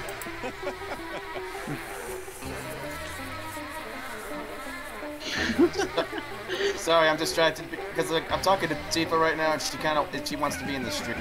Oh, okay. Could somebody invite her in, please? I'll do it. Thank you. Okay. Everything requires cheerleading, silly. That's why we have cheerleaders for our cheerleaders.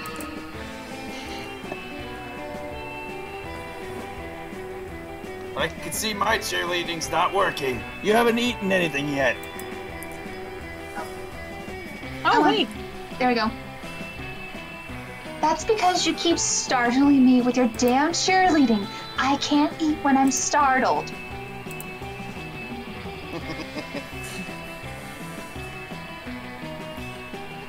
No, that can't be it. I must not be cheerleading hard enough.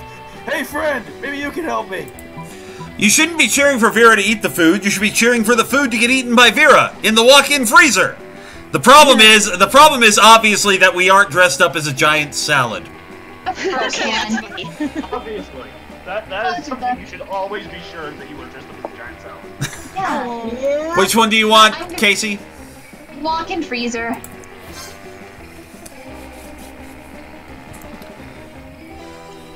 Jake. What? Oh. You gotta duh. It's just like what. Oh, duh! It's just like when we cheer for. It's like when we cheer for the other team to lose instead of cheering for our team to win. Yes, I invented that cheerleading strategy. It gives us a huge psychological edge against teams that hate losing.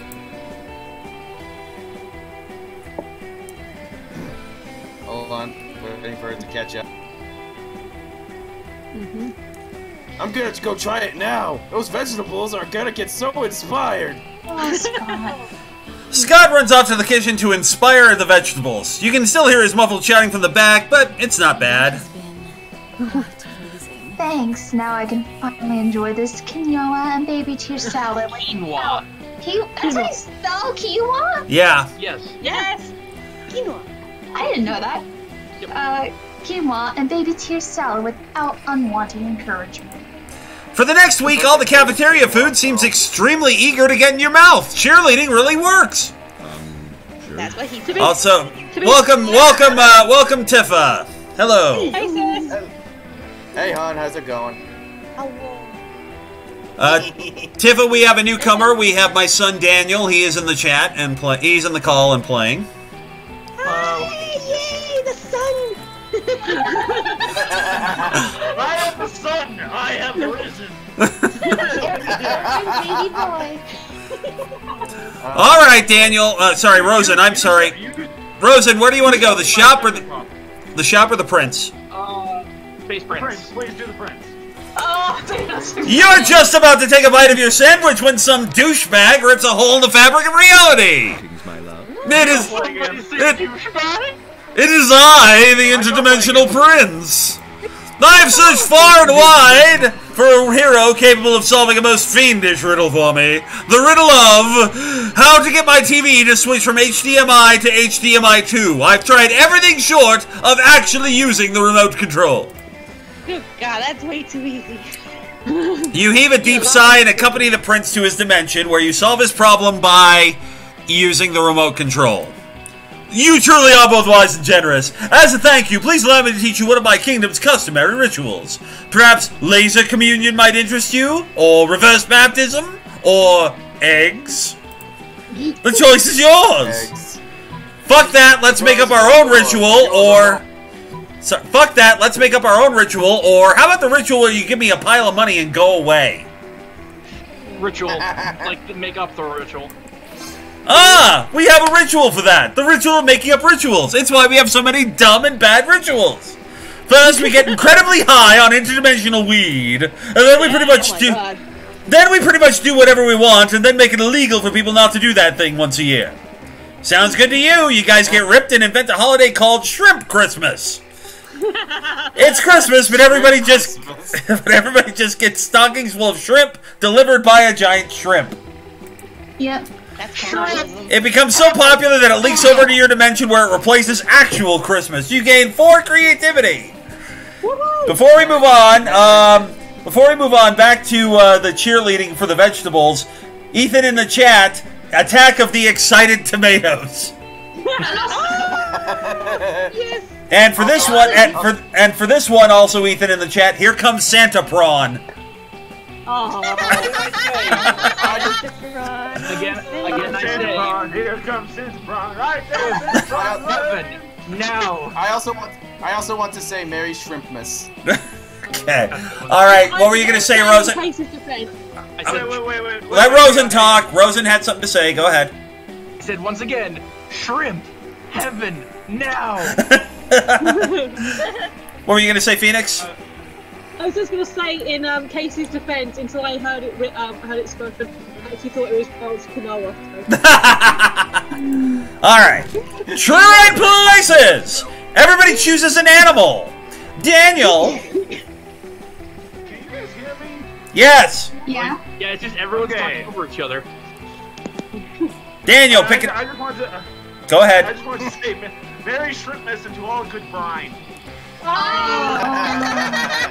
Very nice. I love it. Okay. Jeff in the chat, happy Pronica.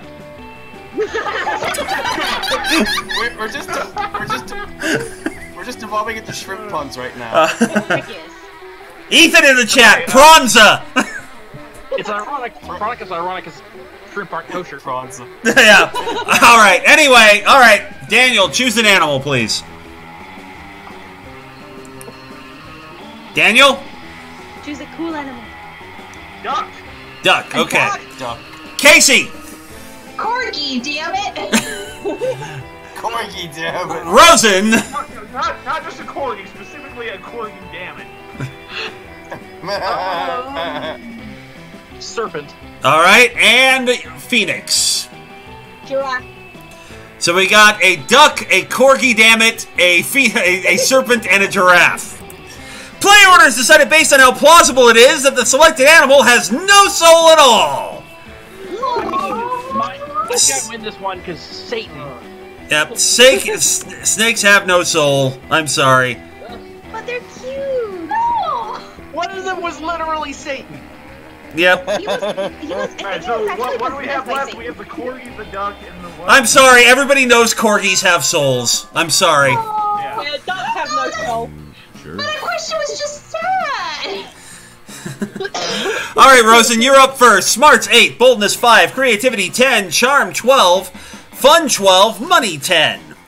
Let's up my boldness. Boldness to the bathroom. That day you skip class and just hang out in the bathrooms because you respect no authority. On the way there, you run into Mamimi, the Oni girl. She offers you some of her weird Japanese energy drink. You take a sip, it tastes crazy as hell. You need to check the contents of this shit. Guarana seed extract, benzoic acid, 50 milligrams of caffeine, and 100 milligrams of boldness? Well, it wasn't bad at all. You gain 2 boldness, thank Mamimi, and proceed to the bathrooms. By the way, the reason I picked Serpent was because I'm looking at the big toy conference in Japan, and they just announced a Naga the Serpent toy. Nice. I was just playing my draft. Hey, Trekkie's here. Good morning, Trekkie. Trekkie is my favorite German fan. He shows up every so often for as long as he can. Welcome once again. Jeff in the chat. Corgi souls are mostly in their booties, but plenty of it. Just don't give them shrooms, Trekkie. Many people go to the bathroom to fulfill a very basic biological need, euphemized, in fact, as going to the bathroom. But when you go, you are immediately greeted by the hullabaloo that can only come from the clamoring of many armored merpeople. This goddamn school. Hear, hear! My judgment is final. The sentence is death to be carried out immediately by the most trusted executioner. The throat? Miranda is sitting on what should, again, euphemistically, be called a porcelain throne, but which has been turned into a quite literal throne adorned with gold and jewels and dolphin skulls. Nice. In what was the next stall before all the walls were knocked down, a bare-chested masked executioner holds the prisoner aloft. It's a goldfish in a plastic bag that they're about to flush down the toilet. Wait! Cries the goldfish. I'm trying to find my son.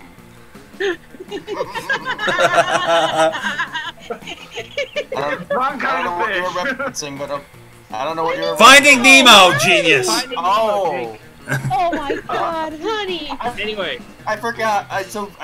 Continue. And Trekkie, yes, we're all doing wonderfully. You have missed, on top of everything else, Owlbear Game Night, the Tiger app, which puts tigers literally everywhere, and of course, the Thunderfuck 5000.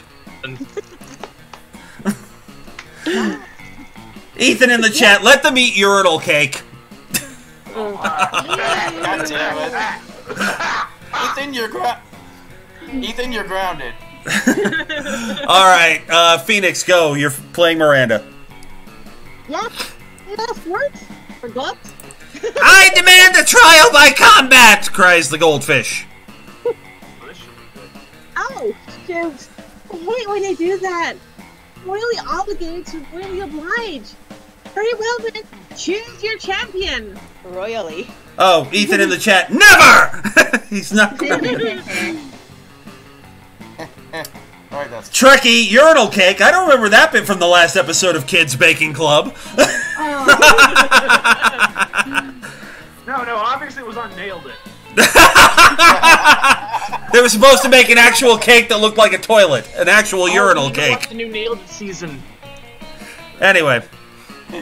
The goldfish swishes a little fishy tail, and suddenly an enormous fish man with huge rippling muscles, somehow even though he still has scales, it's all very confusing. But anyway, he appears and he wields an enormous battle axe. I am Manfish the Fishman. Fennel. Quackness. Horrible. Full of bloodless. Never been defeated. All my prisons are so predictable. Could you? I could have you fight him extra, but I'd hate to lose my best executioner.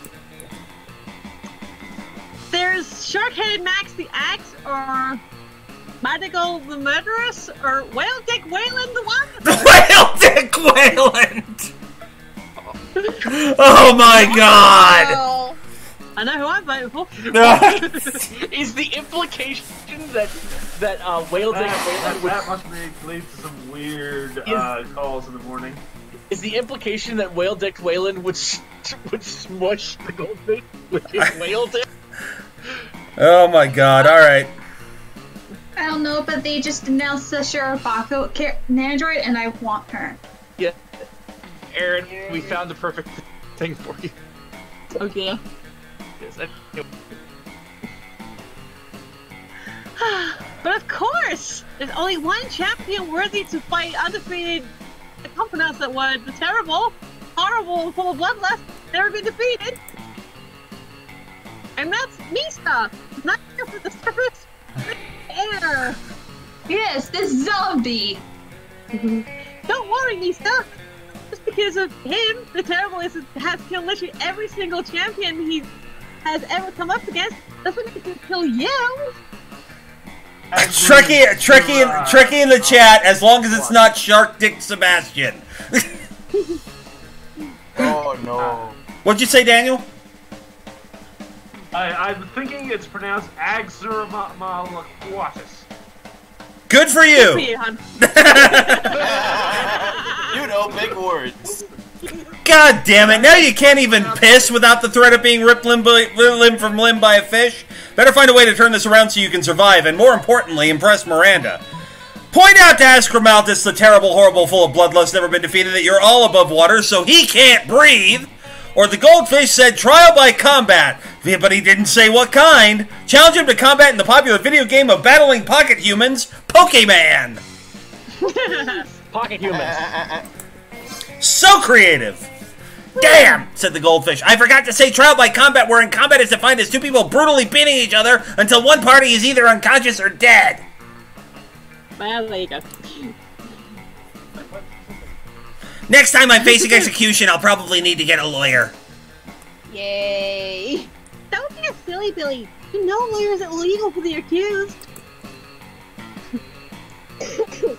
As are video games for peasants under my wonderful family's beautiful, silly, authoritarian... I know how to...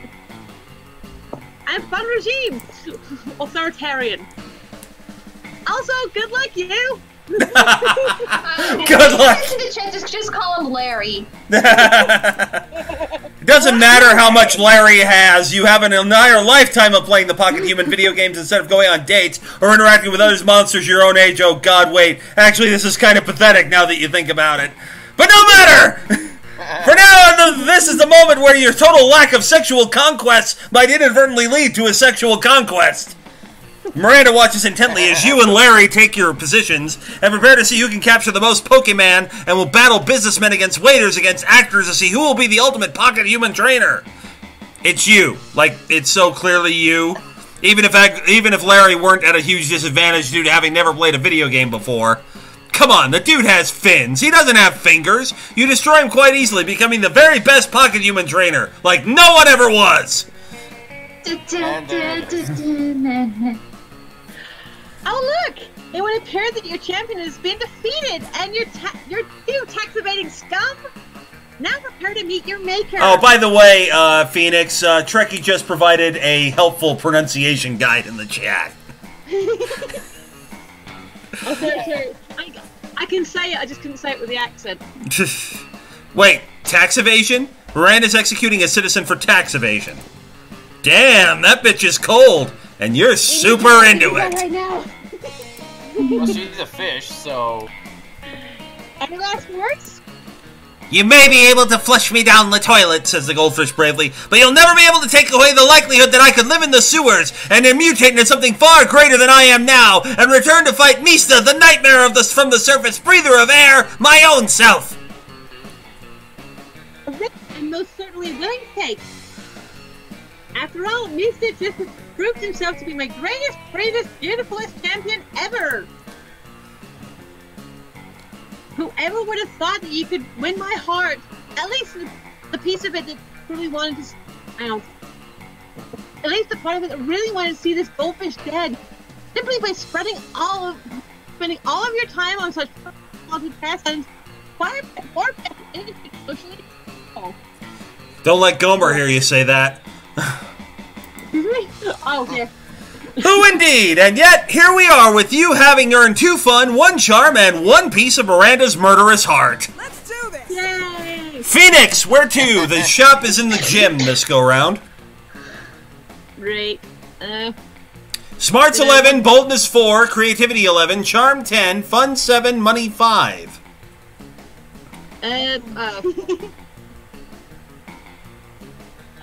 Sorry, what are those numbers again? I'm sorry?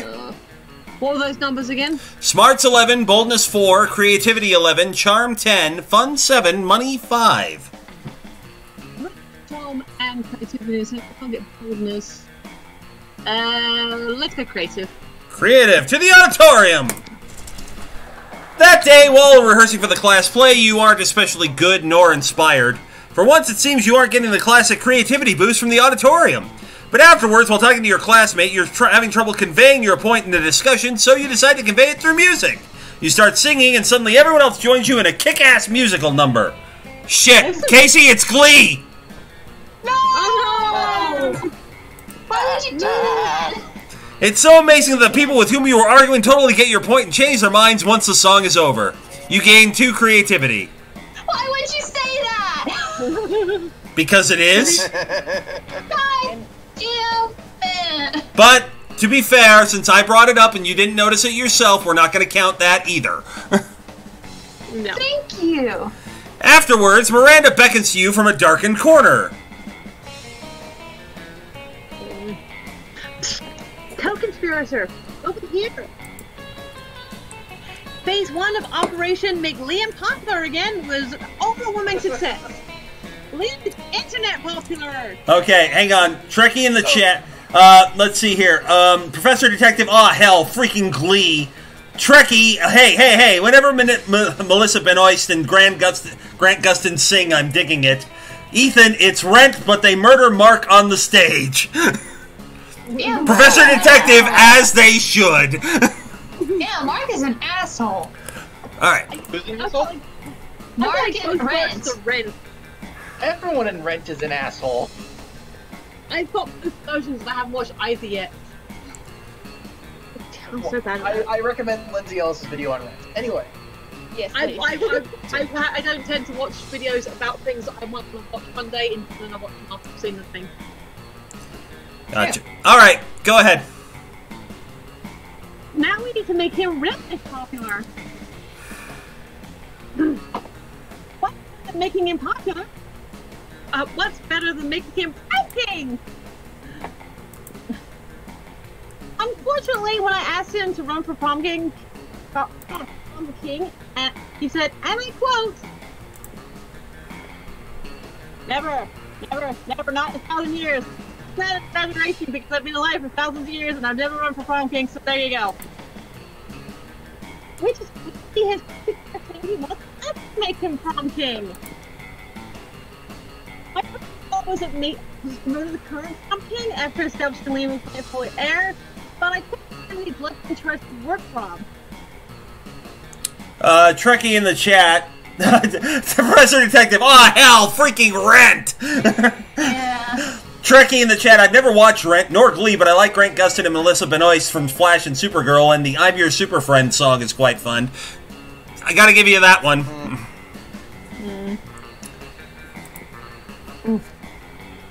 So I suppose we must engage in this democratic election the school is holding? Now, how can we secure a win for Liam when he is opposed to running to make he is opposed to running or making any effort to win?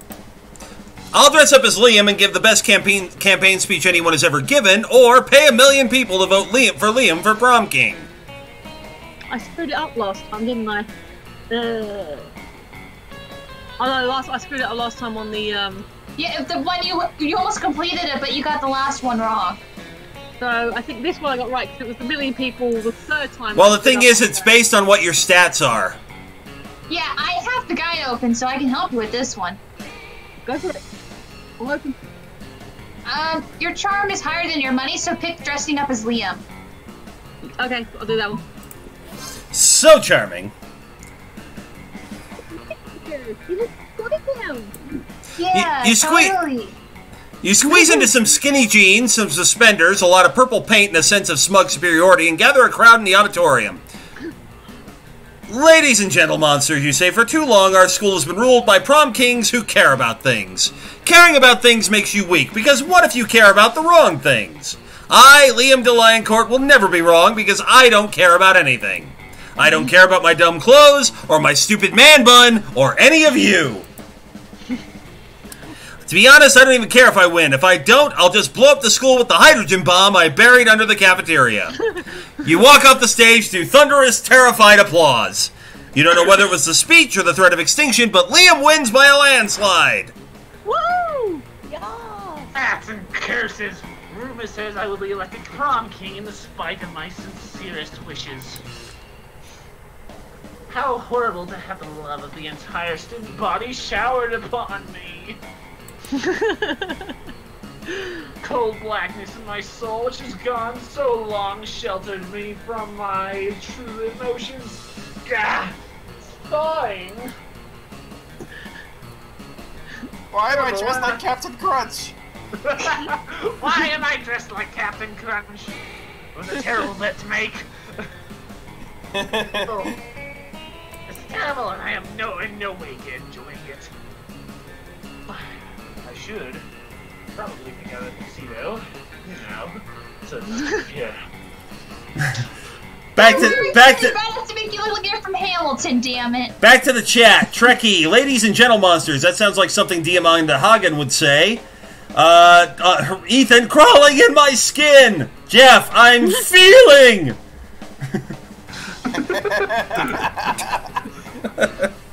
Linkin Park reference got me. Yeah. You're happy to help Liam pick out a tuxedo. You even help measure his body. You gain 2 fun and 1 creativity. Oh my! Daniel, smart 7, boldness 13, creativity 5, charm 7, fun 7, money 6. Let's see. The shop is in the gym this go round. So you can't get charm. Okay, I'm gonna go ahead and go to the outdoors, just up my fun just a little bit more, just in case. Right, that day during recess, you start a half-hour rave that goes full crazy. You spot Juan, the small, magical Latino cat, who seems a bit sad. He explains to you that he's worried people are so used to calling him Juan, the small, magical Latino cat, that now everyone only defines him only by his size, magicality, ethnicity, and species. He's more than that.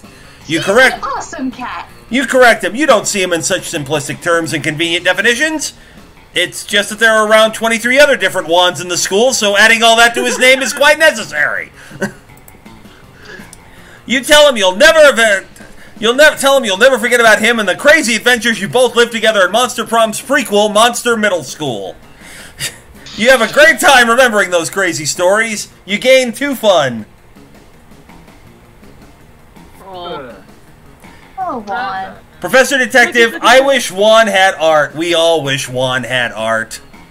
We all would like to see Juan, the small, magical Latino cat. Perhaps I will make some art for Juan before we go to the street. Yep. Also, yeah, I was gonna say, Jeff put down One Direction. Get out! Jeff, that's a wrestling tag team. Yeah, it's also a boy band. I know. Yeah, I apologize. Jeff, you are even more grounded. Like there's the romantic wand, the giant wand, the tough wand. Christ. Oh god damn it, wrestling. Oh jeez. Trekkie, name the cat Calvin. Why would we name the cat? It's Juan, the small, magical Latino cat. Yeah, it's an awesome cat. Yeah, kitty. Anyway, you get 2 fun. You're minding your own business when Damien comes rushing through, punching everyone who's minding their own business. Oh no!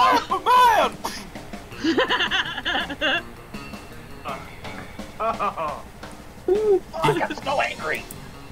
I'm so bad. I want my own skull out of me. I'm so angry I want to set the school on fire and then punch the fire in his fucking face. I'm so angry I want to spend years accumulating political capital so I can become president and then use my nuclear codes to bomb the He really wants to punch the sun in the face. You! You're standing in my way! Move before I punch you so hard you'll remember with melancholy the times when you could move without all your bones hurting! Oh no, violence incoming, think fast! Joke's on you, pal, I'm a pragmatist. I avoid any kind of idealization of the past because it has no use and therefore I refuse feeling any kind of melancholy. Or, no time to think of anything clever, start dancing for no reason. Dance. Dance.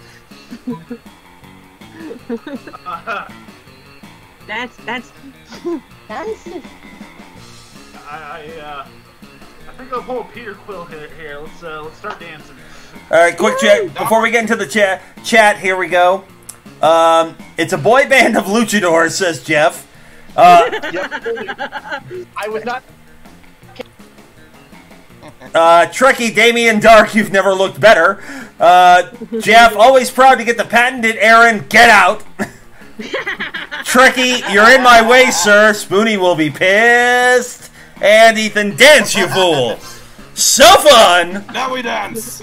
You have no idea what to do, so you just start doing a silly dance. It is really, really silly indeed. Before you realize, all your classmates have joined you in your silly little dance.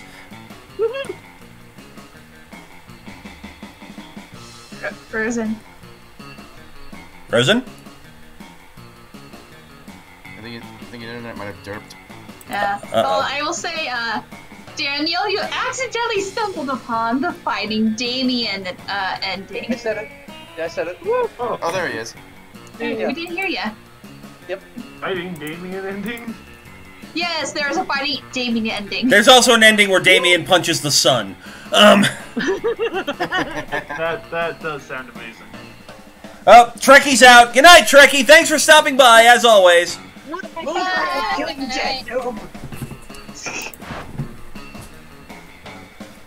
Damien, you can't deny she is actually moving. Holly? Holly? Huh?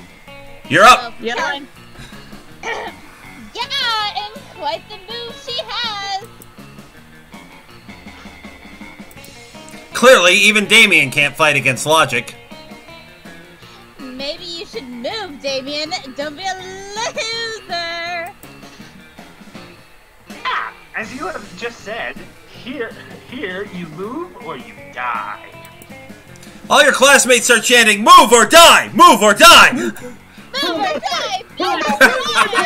Move or die! Move or die!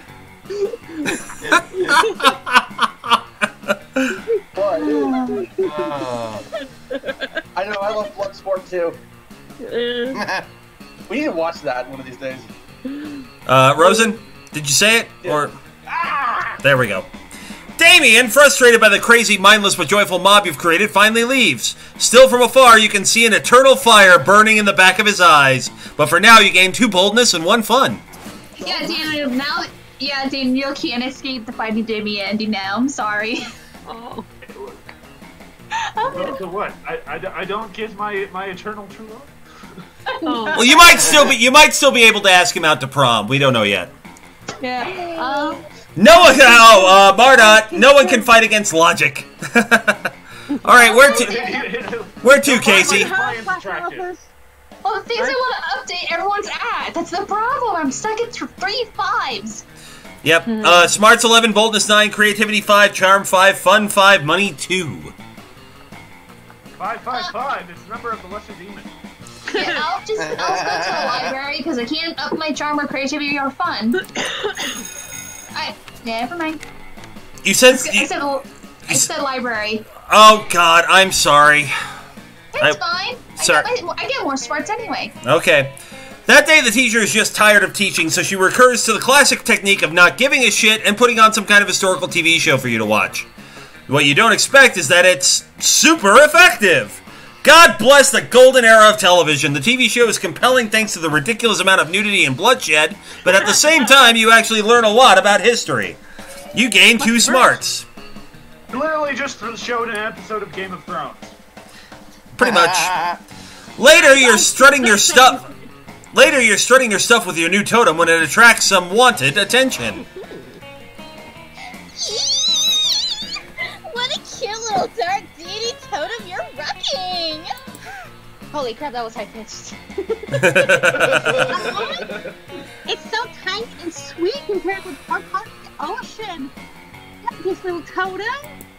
Blood gushes forth from the totem's eyes, streaking its face with a sinister red. Yeah. Professor Detective, oh hey, Roots. And Ethan, ancients behaving badly. Oh no.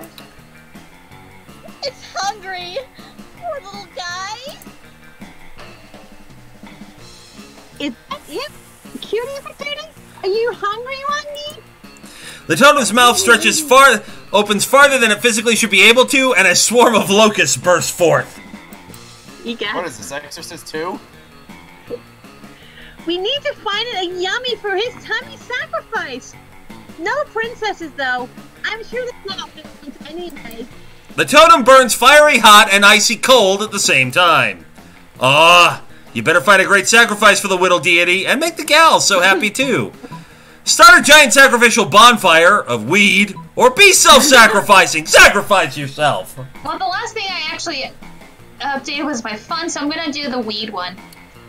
Oh my god. Not so fun. Oh man, I do have a lot of weed on me right now. Ethan in the chat, dear Lord, it's a microwave burrito. Don't touch it, it's evil. And for my plantations, we can get plenty of seaweed. Wrong weed, Mary, honey. Although there's really no reason that our sacrifice can't be burning the weed by smoking it, right? Yeah, I realize that's a bad idea. Yeah. The totem turns to ash in your hand, then pulls itself back together in the blink of an eye, somehow more terrifying than before. I think it likes that idea. I'm not so sure. You and Polly light up and start smoking that marijuana, yo.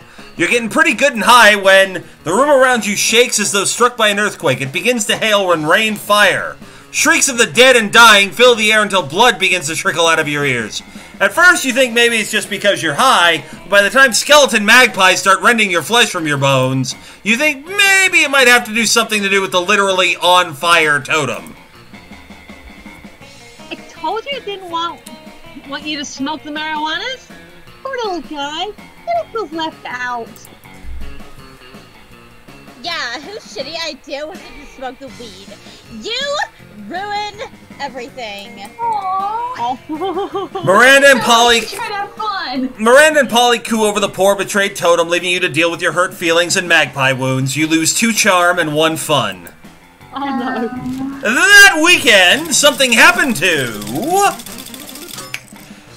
Rosen. Oh boy. On Saturday night, you're at a cool pizza place that cooks pizza in a real pizza oven. Little did you expect that when the chef opens the oven to get your pizza, Damien appears from the flames. How does that work? Can he teleport through fire? Has he been waiting inside the oven all this time just to make a kick-ass entrance? Ah, the mystery. My dude, I fucking hate needing people's help, but I might need your... Hold on. Don't let it get to your head or I'll stab you so I don't have to owe you anything.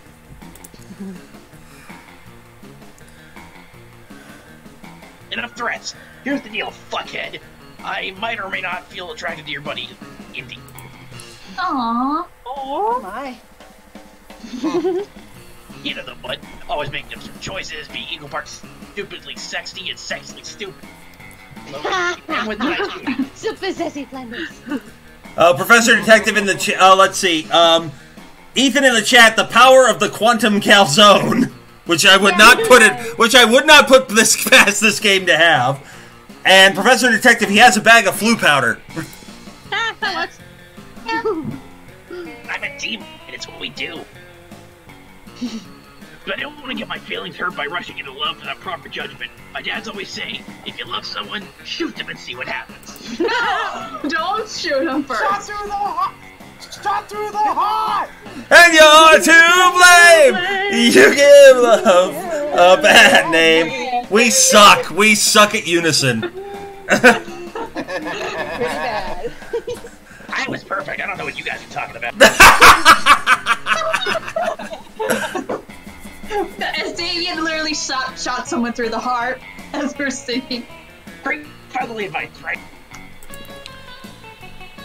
Thing is, Principal Giant Spider, my therapist, and the rule of law all seem to think that shooting someone to check if the one is not very illegal.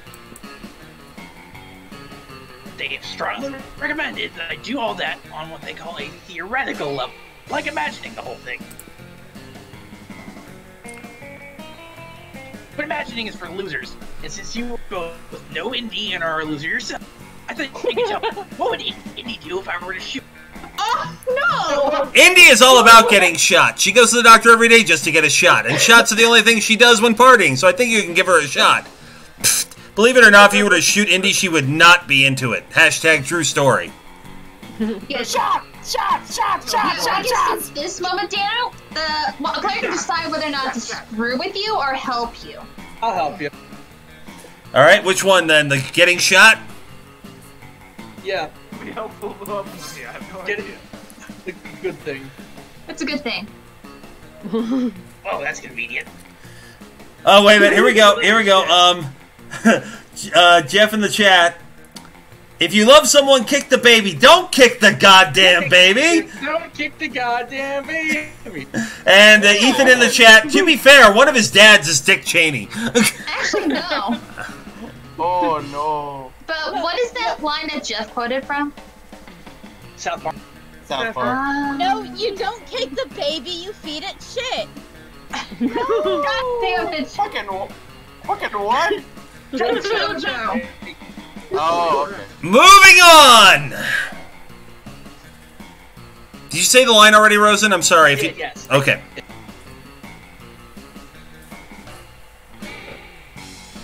I have the feeling dating me would increase someone's chance of getting shot or stabbed. You don't get to be as big as an asshole as me without making some enemies along the way.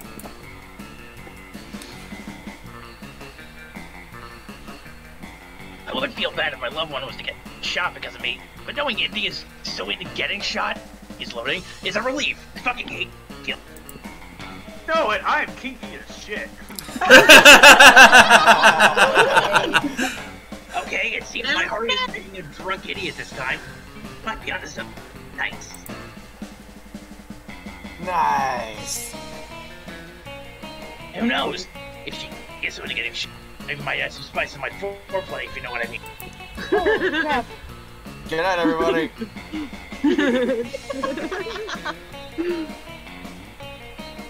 I mean shooting Indy before having sex with her, just to be clear. Damn. Wow, you're welcome, Indy, both for getting you some demon dick and for the blood loss you're about to experience. You had too much blood anyway. Well, she's a freaking monster, so... You get 3 charm for being such a good friend! Okay, before we move on to trading places, does anybody need a break? No, I just wanted to point out that as we know from the movie This Is the End, Demon Dick is 20 feet long and curved. Oh! Wow. Okay, I have no idea how you know that. I did say I am kinky as shit, so... I actually need to use the restroom, so I'll be right back. Alright, we'll take a quick... Yep, 5-minute break. We'll be back with more months. We'll be back as we move into the 3rd week of Monster Prom. Please hold. Yeah, I'm gonna go get me a drink of water. Yeah, I have water. My tea's gone cold, but nearly in anyway. Ugh. Are you enjoying yourself? I am enjoying.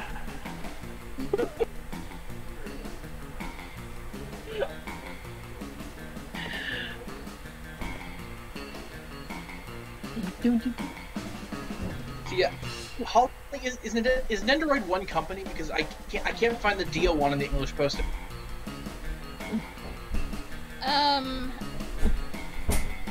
Well, I linked to it in JoJo. Yeah, I know, I saw that. I mean, I can't find the English announcement for it.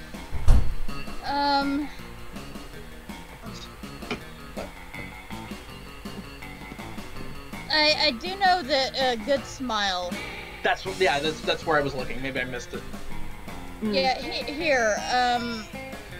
Hold on. No, I don't fucking. I didn't want to do that. No, fuck you, thing. Stop, just fucking stop. Just don't. What did I come back to? Okay. Holly's fucking thing.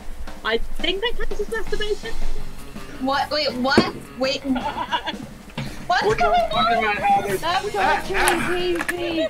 We're talking about androids and how like a shit ton were announced. Oh yeah, the androids. Yeah, I want the Shirobako Oi one because she's. I love that there's more Shirobako merch. And there needs to be more. All right, is everybody back? I never left. We know something to get you when we wrap on season 3 of JoJo Abridged. Yeah. I think Jake is not back. He's muted at the moment. Yeah, he wants to get himself a drink. All right, we'll wait. Yeah. Oh, and Jeff has given us our advertisement. Tonight's broadcast of Monster Prom brought to you by Teuton Condoms. Guaranteed protection for a millennia or your earthly possessions back.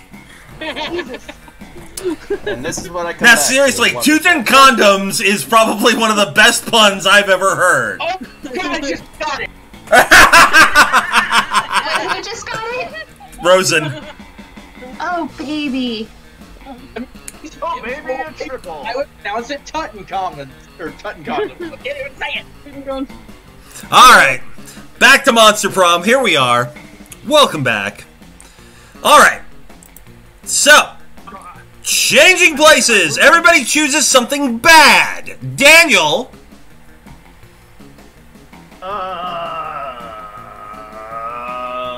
Getting stabbed in the butt with a rusty fork. Damn. Casey! That's descriptive. Oh, I got it. Kingdom Hearts 3 spoilers.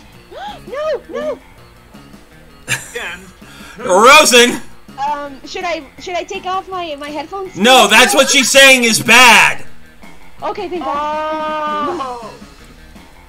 Yes. Rosen. It's okay. Not pigeons. Not pigeons. Anything that isn't pigeons is bad. Don't you get it? If it's not pigeons, get it out. Yeah, you are Aaron's Phoenix. Phoenix? Flame Wars. Flame Wars. Flame Wars, alright.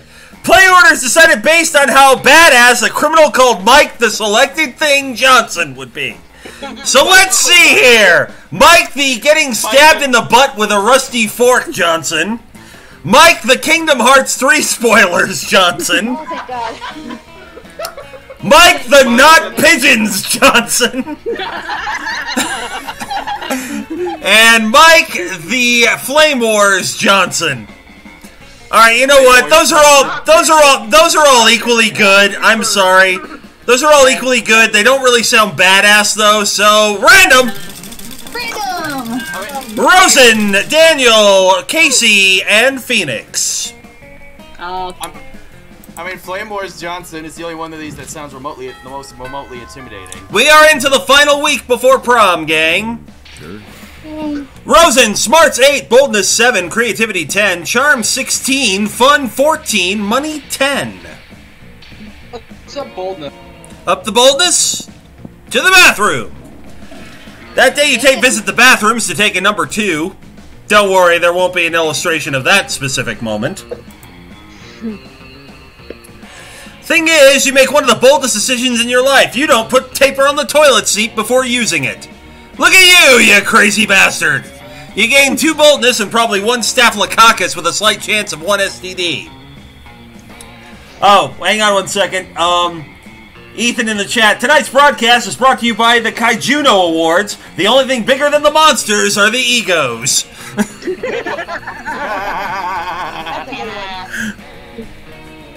There's a great commotion in the bathroom, as there usually is in the school's coolest hangout. You see Miranda, Liam, and Scott all crowded around the mirror.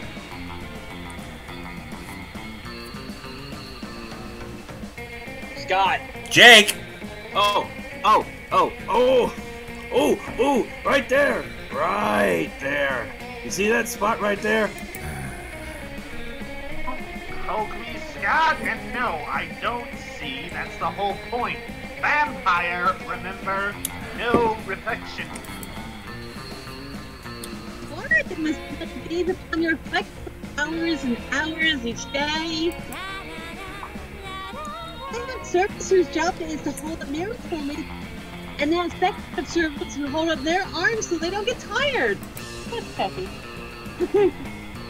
Ooh, good point. Liam, maybe you need servants. Or I could be your servant for the day. I could hold your mirror real good. Wink, wink. Who would be holding the mirror? I won't have a reflection. All I want to do is see the spot where I'm considering putting a double helix triple gauge wheel flap, shimmers, chimera scale, cheek piercing. Wow. It needs to be at least half a centimeter left and 3 centimeters down from where anyone else would pierce their cheek. You don't need a mirror for that? I can pierce it for you right now. You trust me, right? No. Right? Oh, God, that face!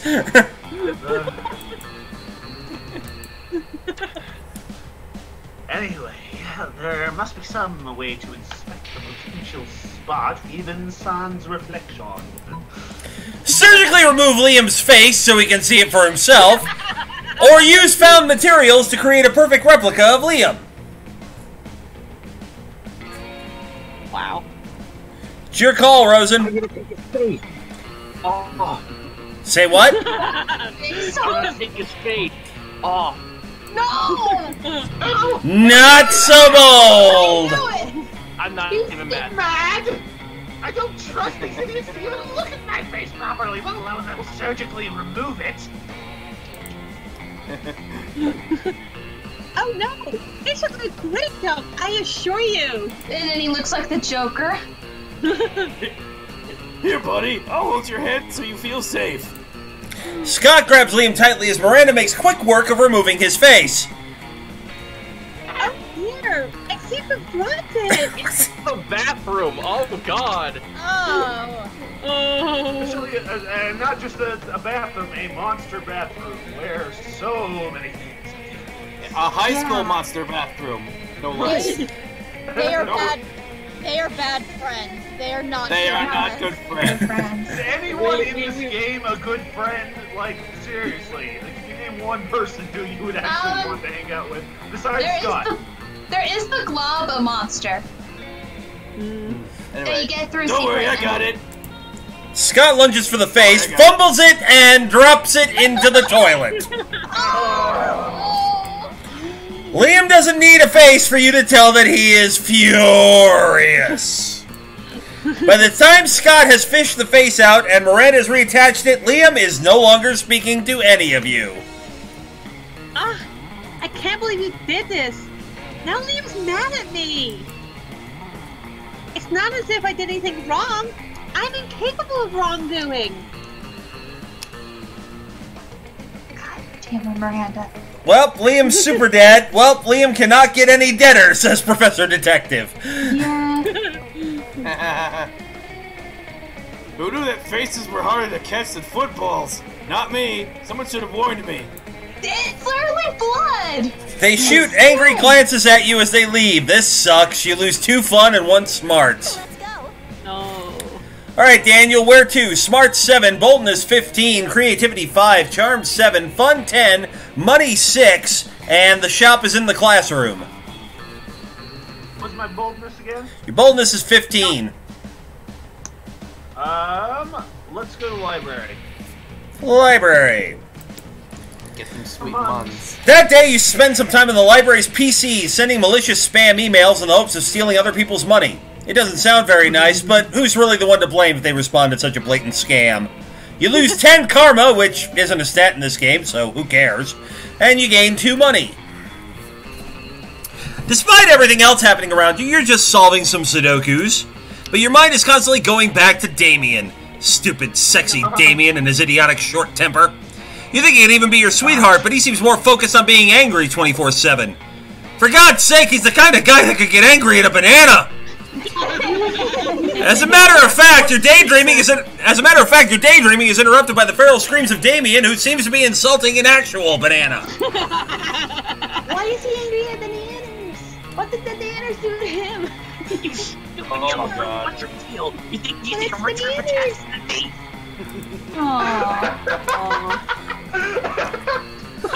Yeah, we lost Daniel.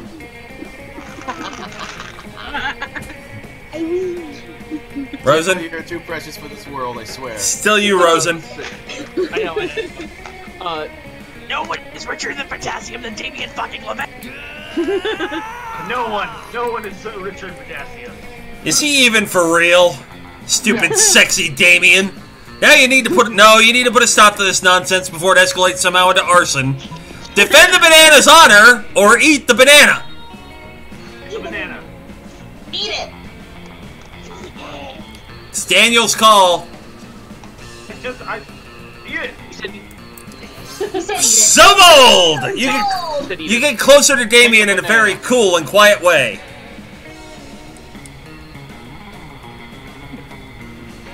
Damien. Jeff in the chat, I was seriously about to make the same potassium joke. Rosen. Take the banana and What? eat it. I said it. Okay, we didn't hear you, sorry.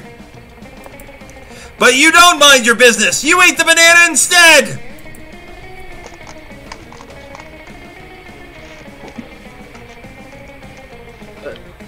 What?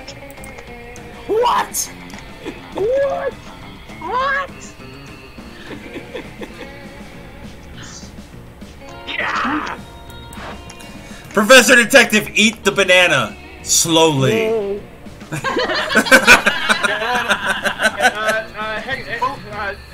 Hang on for a second. I'm using my Bluetooth earbuds, and they just told me they're losing battery. I've got to change them out really quick. Alright, hang on a second. I hope that doesn't happen to me in a while. Alright. Actually, I gotta make a quick adjustment. I'll be right back. We'll My take. computer's freaking out. Okay. So I probably won't be able to hear. Oh, this game. Also, the androids are cute, but I think I'm with Shirabaku and the Black Panther one. Black Panther? There's a Black Panther one? There's gonna be a Black Panther and android. Based off looks like Infinity War. Oh, if there's a Shuri one, I need to like get my hands on it because that's my child. Yeah. We only announced Black Panther and Captain America from Infinity War. I need For my androids. child. But they fucking Dio. Yeah, they announced a Dio android from the Part 3. And Haru, Ryuji, and Akechi from Persona 5. Yeah, I got nothing. And also Giorno and Bruno from Part 5 of JoJo. Yeah. They're all nerds. Holding out for an Okuyasu! Well, I got an Isabel in the android that's sitting on my bookshelf that is giving me a bunch of determination. Yes! Determination. Oi! Hi, Tammy. Oi! Oi! I am the 10. I need to listen to college. Or college. I don't know how they pronounce it. Oh, Marta in the chat also put down and eat the peel for extra bold. Oh no! No. Alright, I'm back. Welcome back, Daniel. We're just waiting on your dad. Okay, I'm back. I'm waiting. I was waiting on Daniel. All right, here we go. All right, over to you, Holly. The Mills clan has returned. Woo! Oh, look at Damien. He's losing his shit again. Oh, wait a minute. I'm sorry. Professor Detective said eat the banana slowly, and Mardot just topped it with and eat the peel for extra bold. Yeah, we kind of were like, Casey read those out before while you were Just gone. stare into Damien's eyes the entire time. Oh my god, that would have been amazing. Yeah, and he was bullying that banana, but it seems he's all bark and no bite. Not like Indy, huh? Indy seems to be all bite, for sure. Fellatio! Kinda sexy! All of the freaking implications. It is alluring. Being all bite, not the bullying. Bullying is never alluring or sexy. True that. Unless you're bullying a banana. I mean, who cares? That's just stupid. Damien is stupid. You're stupid. Oh. Loser. Hashtag winners don't bully bananas, they just eat them. Hashtag Damien is a stupid banana boy.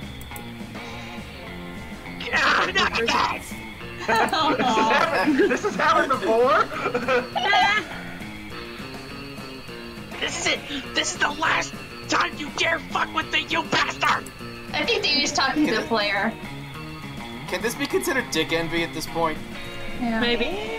On prom night, we are going to share a very special dance. Spoiler alert, it will hurt. Oh dear. Ew! That's a prom fight on prom night. Damien versus Indy. Instant classic. Holy crap, you would make a very good Valley Girl boy. Wait, what? Daniel, you're up. I said that. Okay. Interesting. I might attend. Damn right! You all have tickets to watch how I reduce Indy's bones into a sad, shapeless ball. Yes, Queen! Free tickets! Hashtag prom fight on prom night! And so you've led yourself to your own potential death. Nice. Well, at least you gained 3 boldness for doing so of your own volition. And you got a free banana. Score. All right, Casey, where do you want to go? Smarts 13, boldness 9, creativity 5, charm 3, fun 4, money 2. Great, take me to the auditorium. That day, while rehearsing for the class play, you do a terrific job at acting. You act so hard that some of your classmates in the audience throw roses at you. 7 roses to be exact. Damn, roses aren't a valid currency or stat in this game. Anyway, you check your inverter app to see if this could translate into something a bit more useful.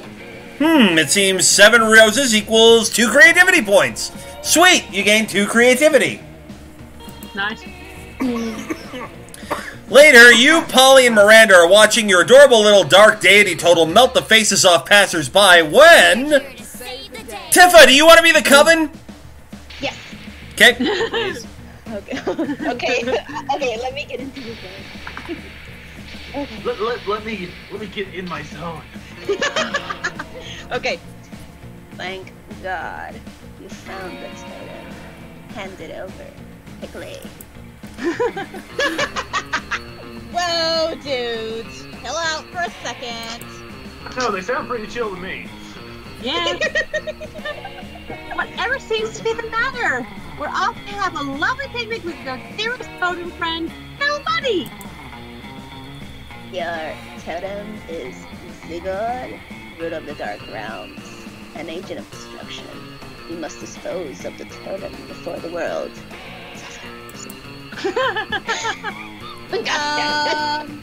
Rude. Truly, though, why don't we ever burn our friendship? This totem's been there for us whenever we needed it. Yeah, when I ran out of coke, little Buddy made sure a dealer dropped dead in the club with full pockets, so I could have as much as I wanted. Damn, lady. When the suitor brought me the wrong flowers, little Buddy made his eyes and teeth melt out of his face. Aww. The totem purrs happily, which sounds like the shrieking of 1,000 cows dying of famine. Wow. Literally, every time I think you guys can make worse choices, you somehow make worse choices. The coven prepares to attack, their sights set on your precious totem. You better think fast. Swallow the totem whole and keep it safe in your belly, or use sleight of hand to make the totem disappear. Disappear. So smart. Yay. Thinking quickly, you use your excellent dexterity to palm the totem.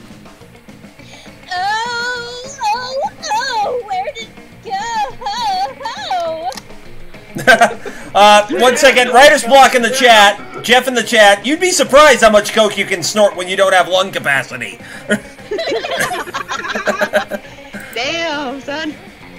Wait, since when do you know magic? I didn't realize you were magical. I'm a shadow beam, bitch. We could have used your sorcery on so many quests. My word! You ever stop talking? Please leave us be, peasants. We have more important things to discuss. She called us peasants. Get her.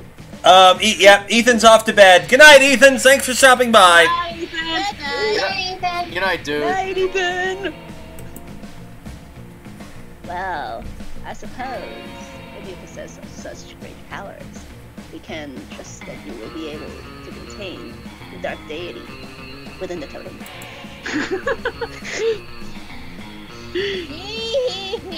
Finally, a little respect around here. When have we ever not been trustworthy? Well, she did inhale a buttload of coke, so... The coven pieces out, presumably because they have no examples rather than so many. Nothing up your sleeve, except the totem! You remove it and head off to your picnic. You gain 2 boldness and 1 smarts. Alright, Phoenix. Smarts 11, boldness 4, creativity 14, charm 10, fun 9, money 5. Shop is in the classroom. That leaves you with the outdoors or the gym. Gym.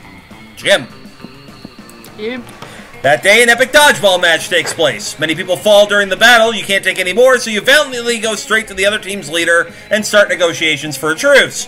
After hours of intense diplomacy, you commit to an agreement. What an unexpected twist. You gain 10 righteousness, but this game is so wrong in so many ways that you'd be lucky if you could actually do anything with that, and 2 charm. You're walking with Liam later when suddenly a holy crossbow bolt slams into the wall next to you. It's the Slayer. Tifa, you're on. God. Yes.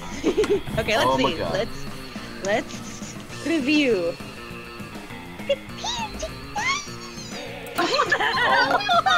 Okay, I'm dead. I'm done.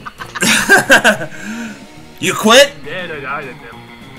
No, I'm still in, but that was just too adorable for words. You flee with Liam and manage to get out of sight. Now this is the perfect time for you to hide while Liam turns into a bat. But he's not transforming. You ask him why the hell he's just standing there instead of changing. Oh my god. It seems a little cliche, doesn't it? A vampire turning into a bat. I mean, honestly, I'm over it. You could turn into, for example, the concept of a bat. Now that would be a change worth making. You don't even know what that means, but if you can't get Liam to turn into something soon, he'll get you both caught. You quickly tell him to change into a hot dog stand or a general feeling of unease. General feeling of unease? So creative! A perfect balance of abstraction and practicality. Admit, I have difficulty imagining the concept of a bat, but a general feeling of unease? Why, I experience that many times a day. Liam disappears in a poof of purple smoke. You don't know where he's gone, but you sure don't feel good about it. What's the matter? Do you have your shirt on inside out? Have all your friends just been pretending to like you? Suddenly the Slayer bursts in. She takes one step towards you, then stops. Why do I feel like I left the stove on when I left the house this morning? The Slayer flees to check on her stove. Liam turns back into a vampire, and you immediately feel better. I still have never felt so tormented. He gave us all anxiety. I'll have to do that more often. You hope he decides to do it when you're not around, but you're glad he's happy you gained 2 smarts and 1 creativity. Yay! Trade places! Everybody chooses an occupation. Daniel.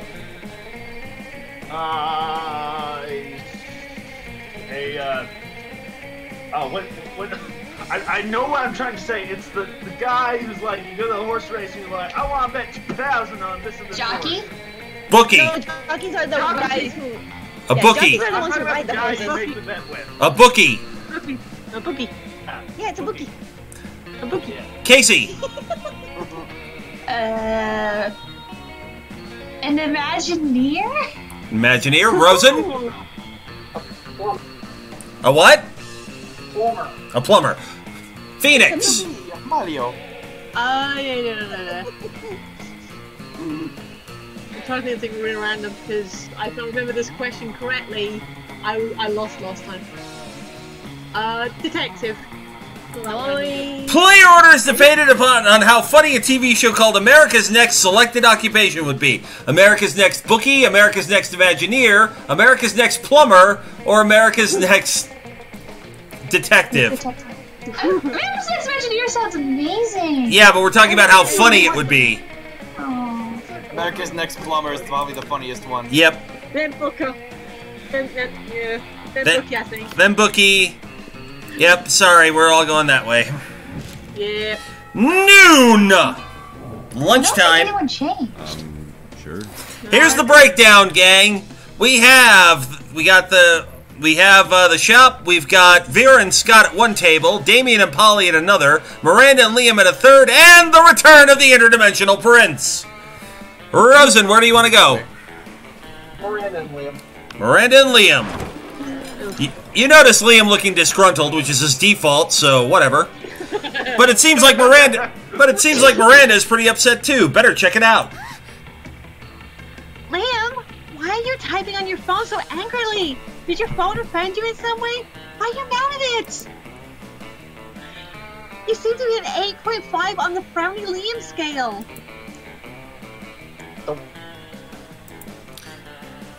The frowny Liam scale. Normally I can tell how people are feeling from their faces, but you seem to be frowning most of the time, so I created a chart to measure your frowniness. Oh, God. From the chat, Mardot said, America's Next Detective, Professor Detective. I'd watch it. I'd try to be on it.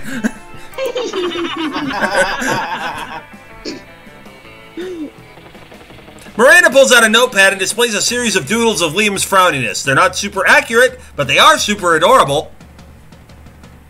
Not angry at my phone. My so-called frowniness is caused by the heinous error.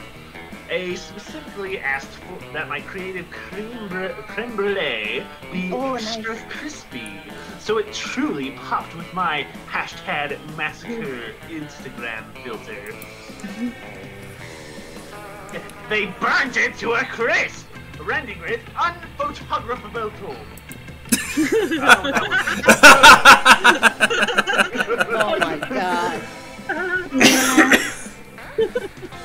Sisters deserve to know that they are eating what they're eating. Try it again! Let him Monsters deserve to know what they're getting into if they choose to eat at this cafe. Cafeteria. Oh gosh. Keep going! They can choose to take their business to a different establishment. And so I'm writing a scathing Yelp review. You're in high school. Liam, you can't do that. If they shut the cafeteria down, the school kitchen staff will lose their jobs. I have a man bun. I'll do whatever the hell I want. I have a man bun. I can do whatever the hell I want. Thank you.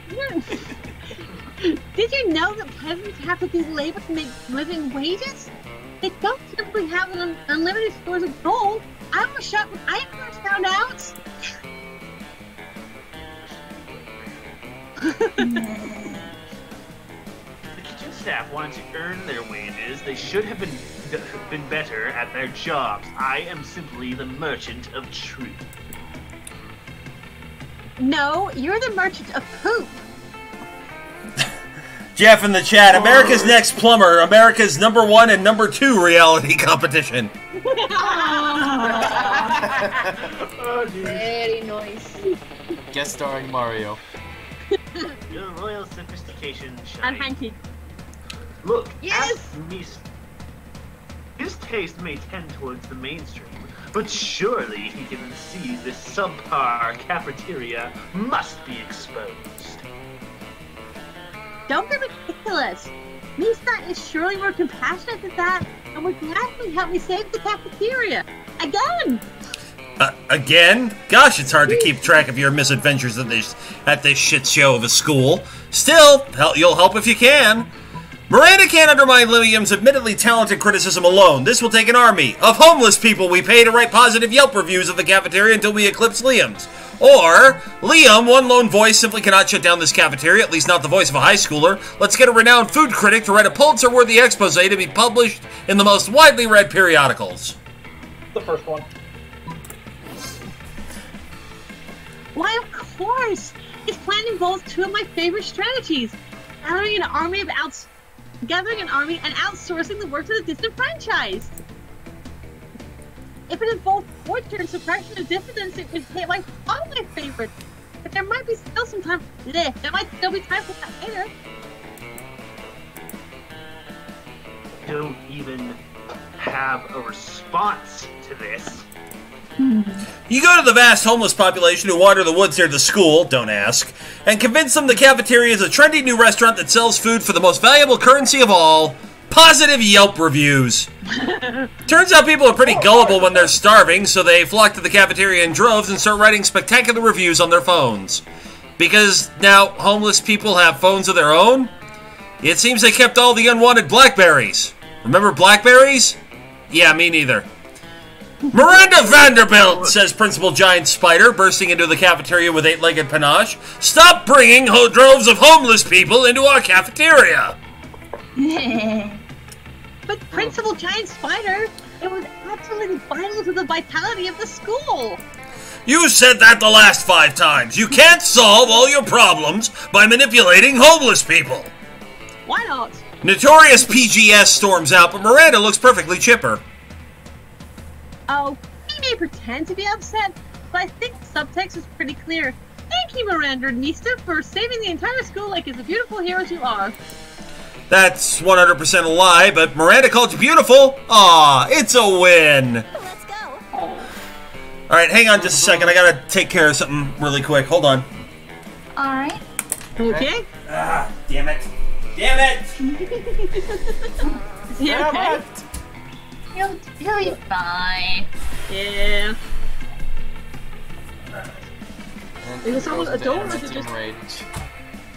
I'm still trying to make sure. I gotta check. Hopefully when I get to mine, I gotta see if I have enough money. If not, I'm gonna probably have to do the prints. Okay, sorry about that. I'm looking at the chat on my phone and it's almost my phone's almost dead, so I had to put the charger in. Mardot in the chat, so that's where my old BlackBerry went. Alright, Daniel, where do you want to go? I go see my boy Damien and Polly. Fun. What the? Rosen. What are you doing? You messing with me and then you trying to sit at my table? Go away, get ready to die, fuckhead. Oh! You just eat in the corner, in silence. Will you die soon? Who knows? Meanwhile, nothing else happens. And if you think this is unfair, next time, don't try to sit at the table of a person who's expressed his desire to murder you. What? Totally not a smart move. Oh! Also, Damien's been listening to a lot of Andrew WK, apparently. Alright. Prince. Take you where? To the prince. To the prince! You're enjoying a quiet meal by yourself when a wound opens in the fabric of space, revealing the interdimensional prince! My love. Greetings, hero. I have a task for which no hands are fit but yours. A portal is sealed against me, which I have not strength enough to open. Please, help me to break the seal on this jar of kosher dill pickles. Seriously? You take the jar from him, pop off the lid, and hand it back to him. Maybe he'll leave you alone now. Oh, bless you, hero! Your noble deeds deserve a noble title. Yes, I will give you one free noble title, redeemable now. Maybe he'll leave you alone if you accept the title. Anyway, having one would be sweet. You check his phone to see your options. Foreign minister in charge of extreme handsomeness, or most unscrupulous treasurer. First one. First one? Mm-hmm. A most appropriate title indeed. You shall be in charge of exporting handsomeness from my dimension into yours. Here, have a month's supply of handsomeness just to get you started. You're a bit offended that the prince thinks you need him to supply you with handsomeness. But this is really good stuff. Your eyes twinkle with youthful vitality and your teeth cause lens flares when you smile. Everyone in the cafeteria is stunned by your sudden beauty. Maybe you won't bother exporting any of this handsomeness after all. You gain 4 charm. Yes, I need an extra charm. Alright, where do you want to go? Where do you want to go? All that's left is the shop or Scott and Vera's table? I'll go to the shop. To the shop! Give you money. Alright, you cannot afford the bag of regular cocaine. You cannot afford... The snake tattoo is gone. The penguin mask you're too poor for, and same with the PR agent. That's fine. We do have the gift that keeps on giving, if you want to take the risk. I don't think I do. You can just leave and do nothing. No, that's fine. What helps fun? Well, glasses. The glasses, yep. Yeah, let's boost up the fun. It's a little low. That just bumped your fun up to 14. Nice. But you're out of money. Nah. Trade places last time, gang. Player order is based on your ability to mimic the noise a giraffe makes. Casey! That's a sheep. Rosen! Rosen? Did it. Okay. Phoenix! I am an evil giraffe. I shall eat all the leaves and then no other giraffes will have any. That gets first from me. If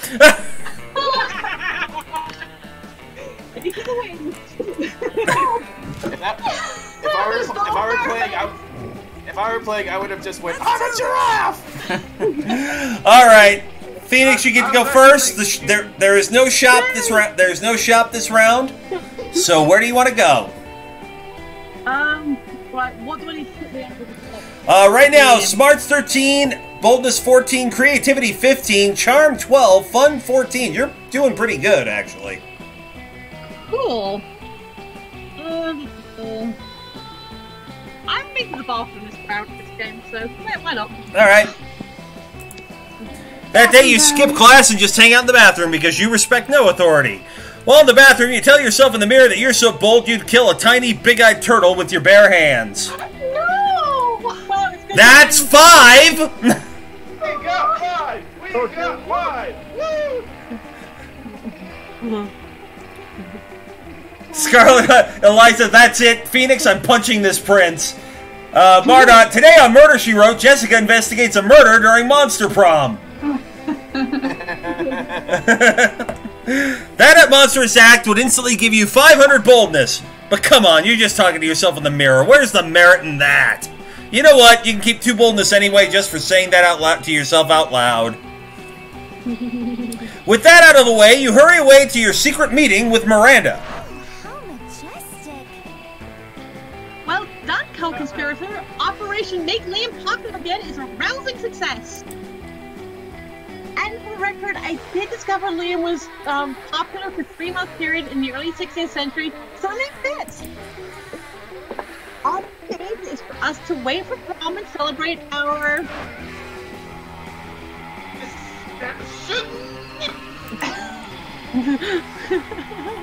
I knew it was too good to be true.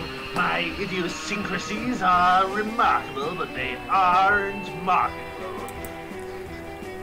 This was a cool joke, wasn't it? A bet between 2 popular kids that they could make an outcast loser into prom king.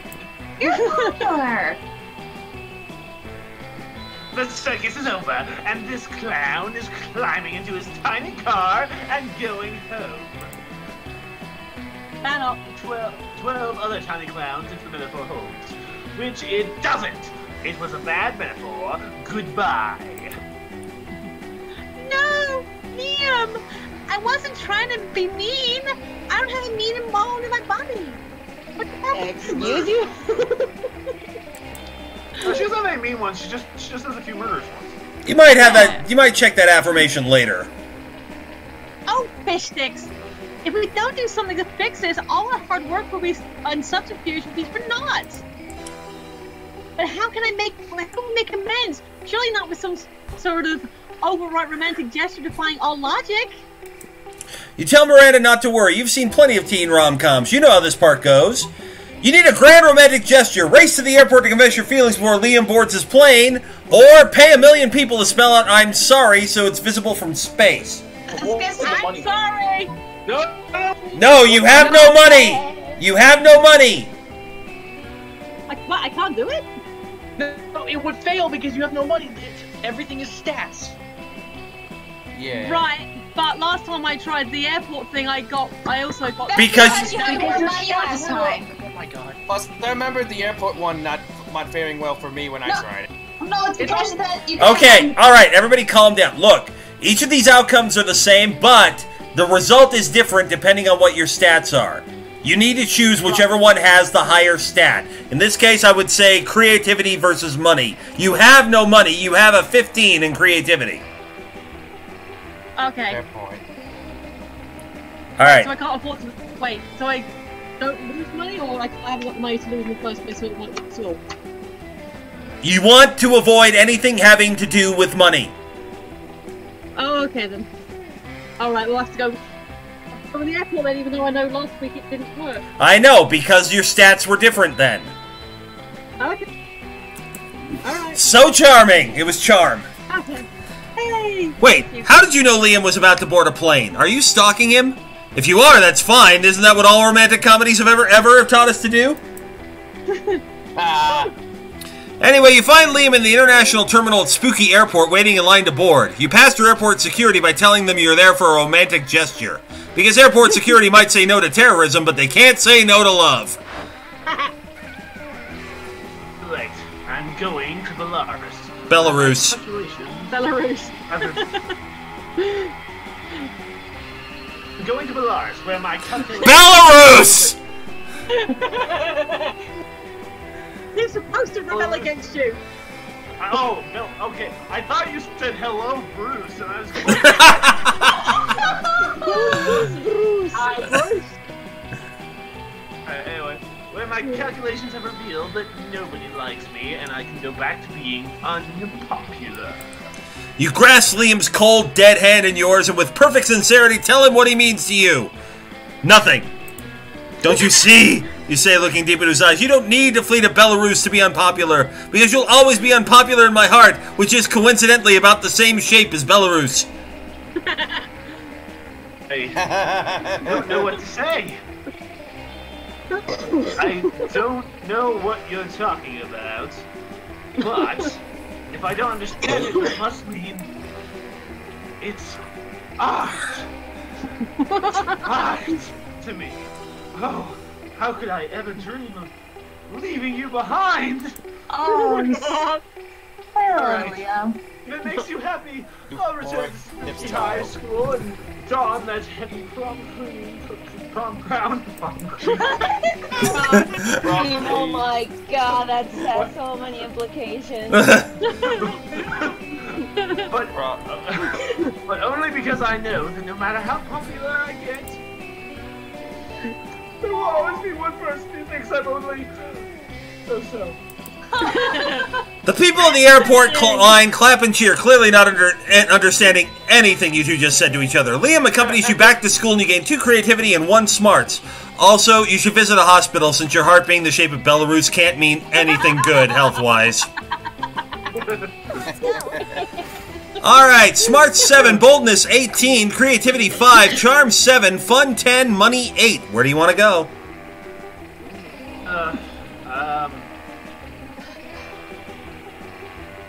I don't know. Pick a place, any place. He said library. To the library. That day you spend some time on the library's PCs playing some good old online poker. Gambling seems like a stupid and dangerous decision, but who cares? This time it paid off, so fuck it. You gain 2 money. Scott and Vera shoulder each other out of the way to try to get to you first. Hey, I heard Damien talking about how he's gonna beat you up at prom. Yeah, mess him up. What? Hey, I don't believe in gratuitous violence. Unless I'm a werewolf, in which case one time I ate a kindergartner. Of course you did. Oh, wait a minute. From Jeff in the chat. Jeff in the chat, you'll don the prom queen? I mean, she may be into it, but I'd talk it out first.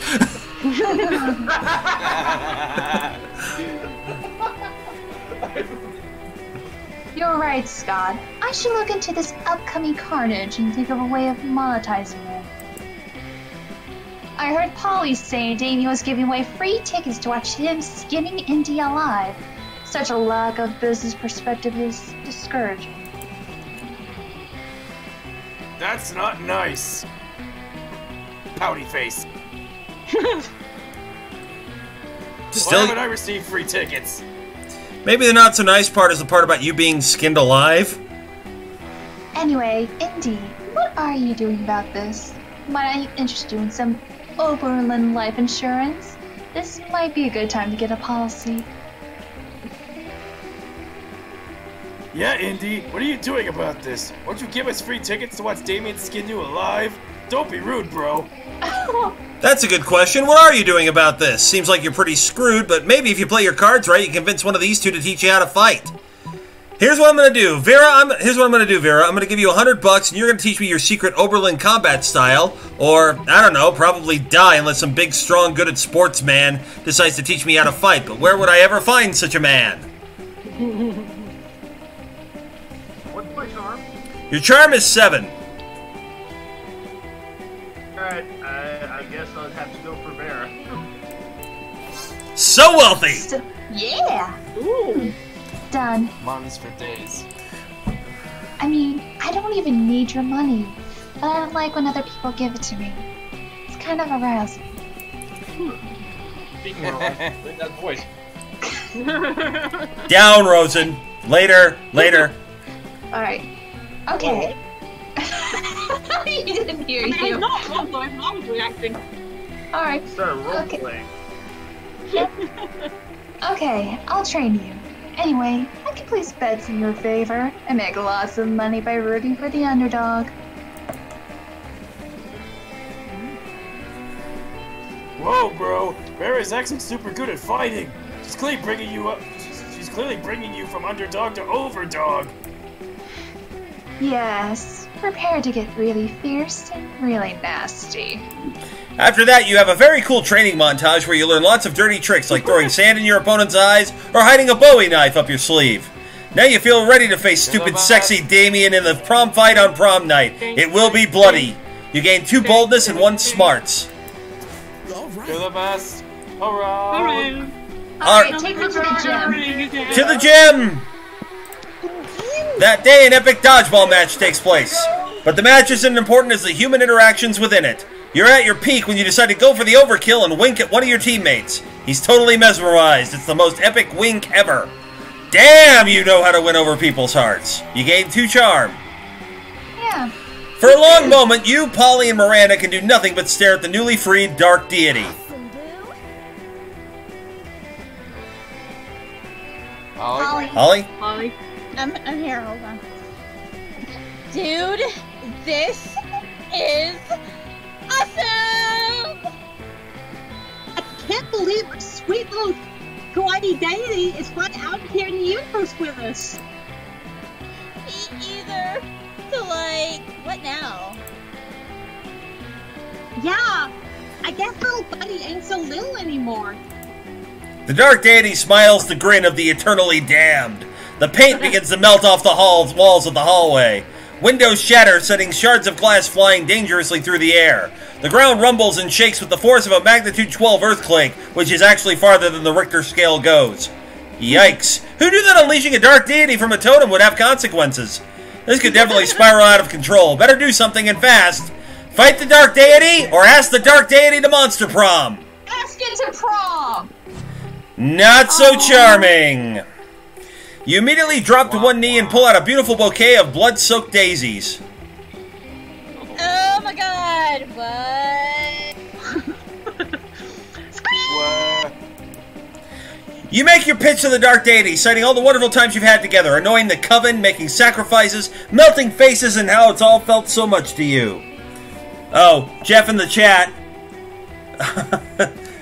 Oh, Professor Detective, here we go. Yeah, Zagord! Yeah, Zoe Fatongan! And Jeff hands the dark deity a lozenge. The dark deity blushes and cracks creep across the glass of the windows. Oh, shoot, this is awkward, but I've been seeing this eldritch horror for a couple of millennia now. They're really cool beasts, destroyed a lot of civilizations, murdered a lot of really great people. I guess I should have said something sooner. Sorry, you're a really great friend, though. Oh my gosh! How did you beat this eldritch horror? Tell us about your first date! Was it a beautiful courtship? With that, the girls walk off with the dark deity to hear all about its love interest, who isn't you, leaving you to your lonely, miserable existence. You lose 2 charm, smarts, and 1 charm. I was trying to gain I was trying to get the god ending. Damn it! All right, Rosen, where do you want to go?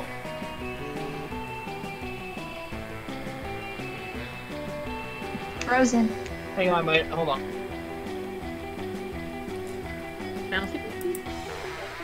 Are you there? There we go. Wherever. Wherever? Yeah. Alright, let's go to outdoors. That day during recess, you start a half-hour rave that goes full crazy. You're talking to Juan, the small, magical Latino cat, when he tells you that you won't ever be as fun as Bob, the scary clown. Here's the fun thing about that. That's actually a good name for him, because Bob is the actual first name of Pennywise the Clown. Really? Oh. Robert Gray is the name of the character. Is Pennywise's real name. Wow. You accept the challenge. You go straight to Bob, stab him several times, open his bleeding chest, and eat some of his guts in order to consume his fun. Really? Do you think how this works? Well, it is. You gain 2 fun from poor Bob. Miranda's not paying any attention at all to what's going on at the rave. She gazes out the window and sighs dreamily. Almost here. And the water skiing, ocean polo, brutally suppressing food riots in the public square. Hard wait. But I do feel sorry for those who are not actually wealthy enough to enjoy the same summer pastimes as I do. So sad. Wait, you're poor, aren't you? What do you do during summer? Do you play garbage or garb occasionally? Truly, what are your plans? Damn, you're not any summer lady. Damn. Why, madam? I am insulted by your assumption. My family, too, possesses many fine estates. You haven't heard of them because they're in the sky. Or, yep, I play in garbage. Come with me. You'll love it. Playing garbage. So fun! Playing garbage. They taking it back that you're inviting me to literally playing garbage? But why did I enroll in his high school for monsters if I didn't wish to post the hobbies of the common folk? Lead the way, garbage hobbyists! Soon. Oh, how perfectly hideous! No wonder it was all thrown away. None of it is even encrusted with rubies. Oh, Ruby. How would I have amused himself? I must confess it has a certain rustic charm. Now, do I see this wretched paisley couch and do I expect a fire? Or should I use an axe? You tell Miranda there's plenty of time to do both. When you're done, you're surrounded in a pile of charred, smoking rubble. You were right! What a rush! I've never felt quite ready. Same goes for you, except that was actually your house, not a garbage pile. Oh well, maybe you can use it as an excuse to sleep over at Miranda's place. You gain 2 fun and 1 boldness. Alright, gang, the Monster Prom is here! Phoenix! Who you asking to prom? Say what? Liam! Liam! Ask Liam to the prom. Daniel! Who do I want? Damien. Yes. Hey, noob. Ask Damien to prom. Hey, noob. Casey! Well, and the thing is, in the God Guide, it says none, so I'm gonna have to ask none. So we'll see what happens. And Miranda. Yep. Alright, here we go. Starting off with Casey. You asked no one to prom. You told yourself you didn't need anyone. And you know, on a theoretical level, that's completely true. But this just seems like a way of avoiding potential rejection. We all fear rejection, sweetheart, but it's a part of life. Victory is for those who try. And you haven't. Prom night is here. Sorry, I tried doing the God ending for you so you can lock items. It's alright. Prom night is here, and you can't help but wonder if you had a chance with any of your classmates. Those who failed at least tried, and you, tonight, you failed in your own way without even trying, which has some kind of twisted merit in its own, right? Doubts will haunt you till the day you die. Prom was a once-in-a-lifetime opportunity, and now it's gone. Oh, no, wait, this is a video game. You can try and play again. Lucky bastard. Sure. Rosen! You finally pluck up your courage and ask your beloved to go to the Monster Prom with you.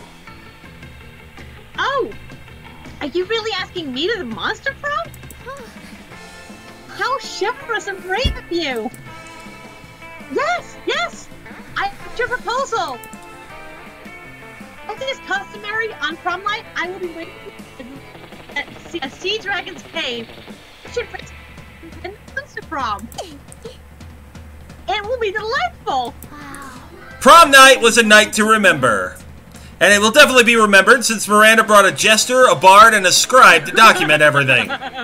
Probably, centuries from now, mer people will still sing songs about your magical prom date together.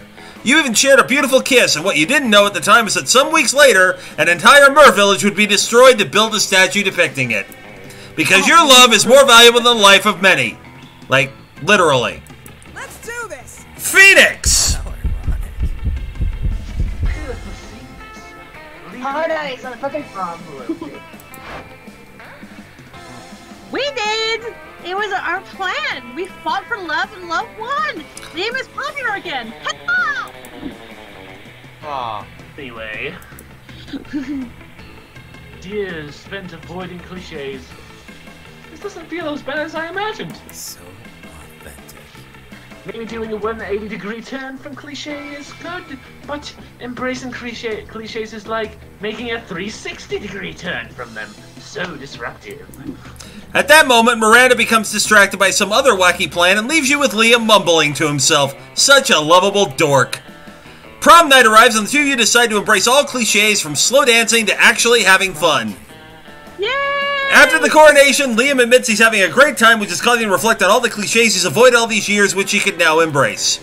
Then he puts his hands over yours and says, You know what the biggest cliche I've been avoiding is? Love. And I don't even care how cheesy that's on it. Boy, that was cheesy, but you know what? You don't care either. Yay! In your cockiest voice, you remind Damien the two of you have a date on prom night. Yeah, fucker, it's a date. Prom night arrives and your brawl is even scheduled in the official promgram. A crowd is ready and waiting for your fight. And damn, you start fighting. All the advice proves useful and you put up a hell of a good fight. Punch after punch, you start to see the thrill in Damien's eyes. He seems almost ecstatic to have found a worthy adversary. Deep down inside, you know violence is never the answer, yet all the sweat and blood and physical contact is driving you crazy. Then in the middle of that intense tango of violence, you start making out. Apparently, a good beating was the ultimate turn-on for Damien. Why is that everything is ultimately about sex when it comes to young people? People start leaving because apparently witnessing free violence is okay, but witnessing a very intense and physical demonstration of love is somehow wrong. So you take your prom fight to the bathrooms. It turns out that somehow the sex is more violent than the fight. Some of your ribs end up broken, but damn was it worth it! It was my plan all along! 2 new secret endings, 20 new events, 25 new outcomes. Indy, most likely to die in a fire, and will be awesome doing it. Miranda's quote, "This was a pleasant school, if only a bit over-waterish for my taste." Those 3 weeks were maybe the most epic and absurd weeks of our lives. After Monster Prom, we kept living our lives, falling in love, battling for friendship, and learning who we were and who we could be. And you know what? As it always does, life happened and it was wonderful. Scott unexpectedly ended up with film school and partnered with Vera to co-create their very own TV show. It was bought by Notflix, since Notflix is now airing anything, even a crazy TV show co-created by recently graduated high schoolers. Miranda and Damien received an award from Smalltopia for their work as city planners. Smalltopian citizens still insist the award was fake, and they pray for the two of them to stop messing with their city. Liam honed his most admirable skill and got a job with it. He now designs Instagram filters. Wow. During those 3 weeks, Monster Prom seemed bigger than life, and then it was gone, just like that. The battle for Monster Prom might have ended there, but there were lots of battles left in that war called youth. But once again, we were young and unafraid, and dumb as a box of rocks. Alright. Okay. New images in the gallery. Let's take a look and see what we got. New endings. There's everything. Yep. There's look at that buff bastard. There's that sexy motherfucker. And there's the other sexy motherfucker. Okay. I'm so happy. Damn, Lee. New Polaroids. Ah, look at that. Oh, that one is cute. That is freaking cute. Okay. More art. More art! I love the concept art. It's art! It's a Miranda early design concept. Fan art! Cool. Hey! Alright, so that is another round of Monster Prom in the bag. It's been a lot of fun. I hope everybody had a good time. Alright, anybody got anything they want to plug before we wrap this up? I've been doing unboxings. I've got people watching them now and commenting, so yay me! Alright. Dixie and I are going to be streaming the DLC on Valentine's Day. Alright, cool. I may drop in for that. Yeah, I have a new Miss Nightmare short out, which involves storyline stuff for my second season, but also, yeah, I mentioned Ampersand and Khan. Are they gonna appear in this my storyline? You're gonna have to find out and see. You also have a new Discord server, yes? Yes, I also have a new Discord server, which, if you want to join, be a part of that, please just tweet at me on my Twitter, and I'll give you the link to let you know. The invite you sent me bulked. It doesn't work. I'll send you a new one, Phoenix. Don't worry. Thank you. Daniel, you have anything? Daniel, do you have anything you want to plug? You can check out my channel, Indestidian. I'm not doing anything with it currently because I'm kind of on hiatus, but I mean, I've got some fun stuff there anyways. It's fun. Tifa and Jake, anything you guys want to plug? I have a YouTube channel by the name of Gutslove, and yes, even though I've been on hiatus, I do have videos plans to come soon, along with a blind stream of Kingdom Hearts 3, because I have yet to play it. Awesome. I've been distracted by my spider son.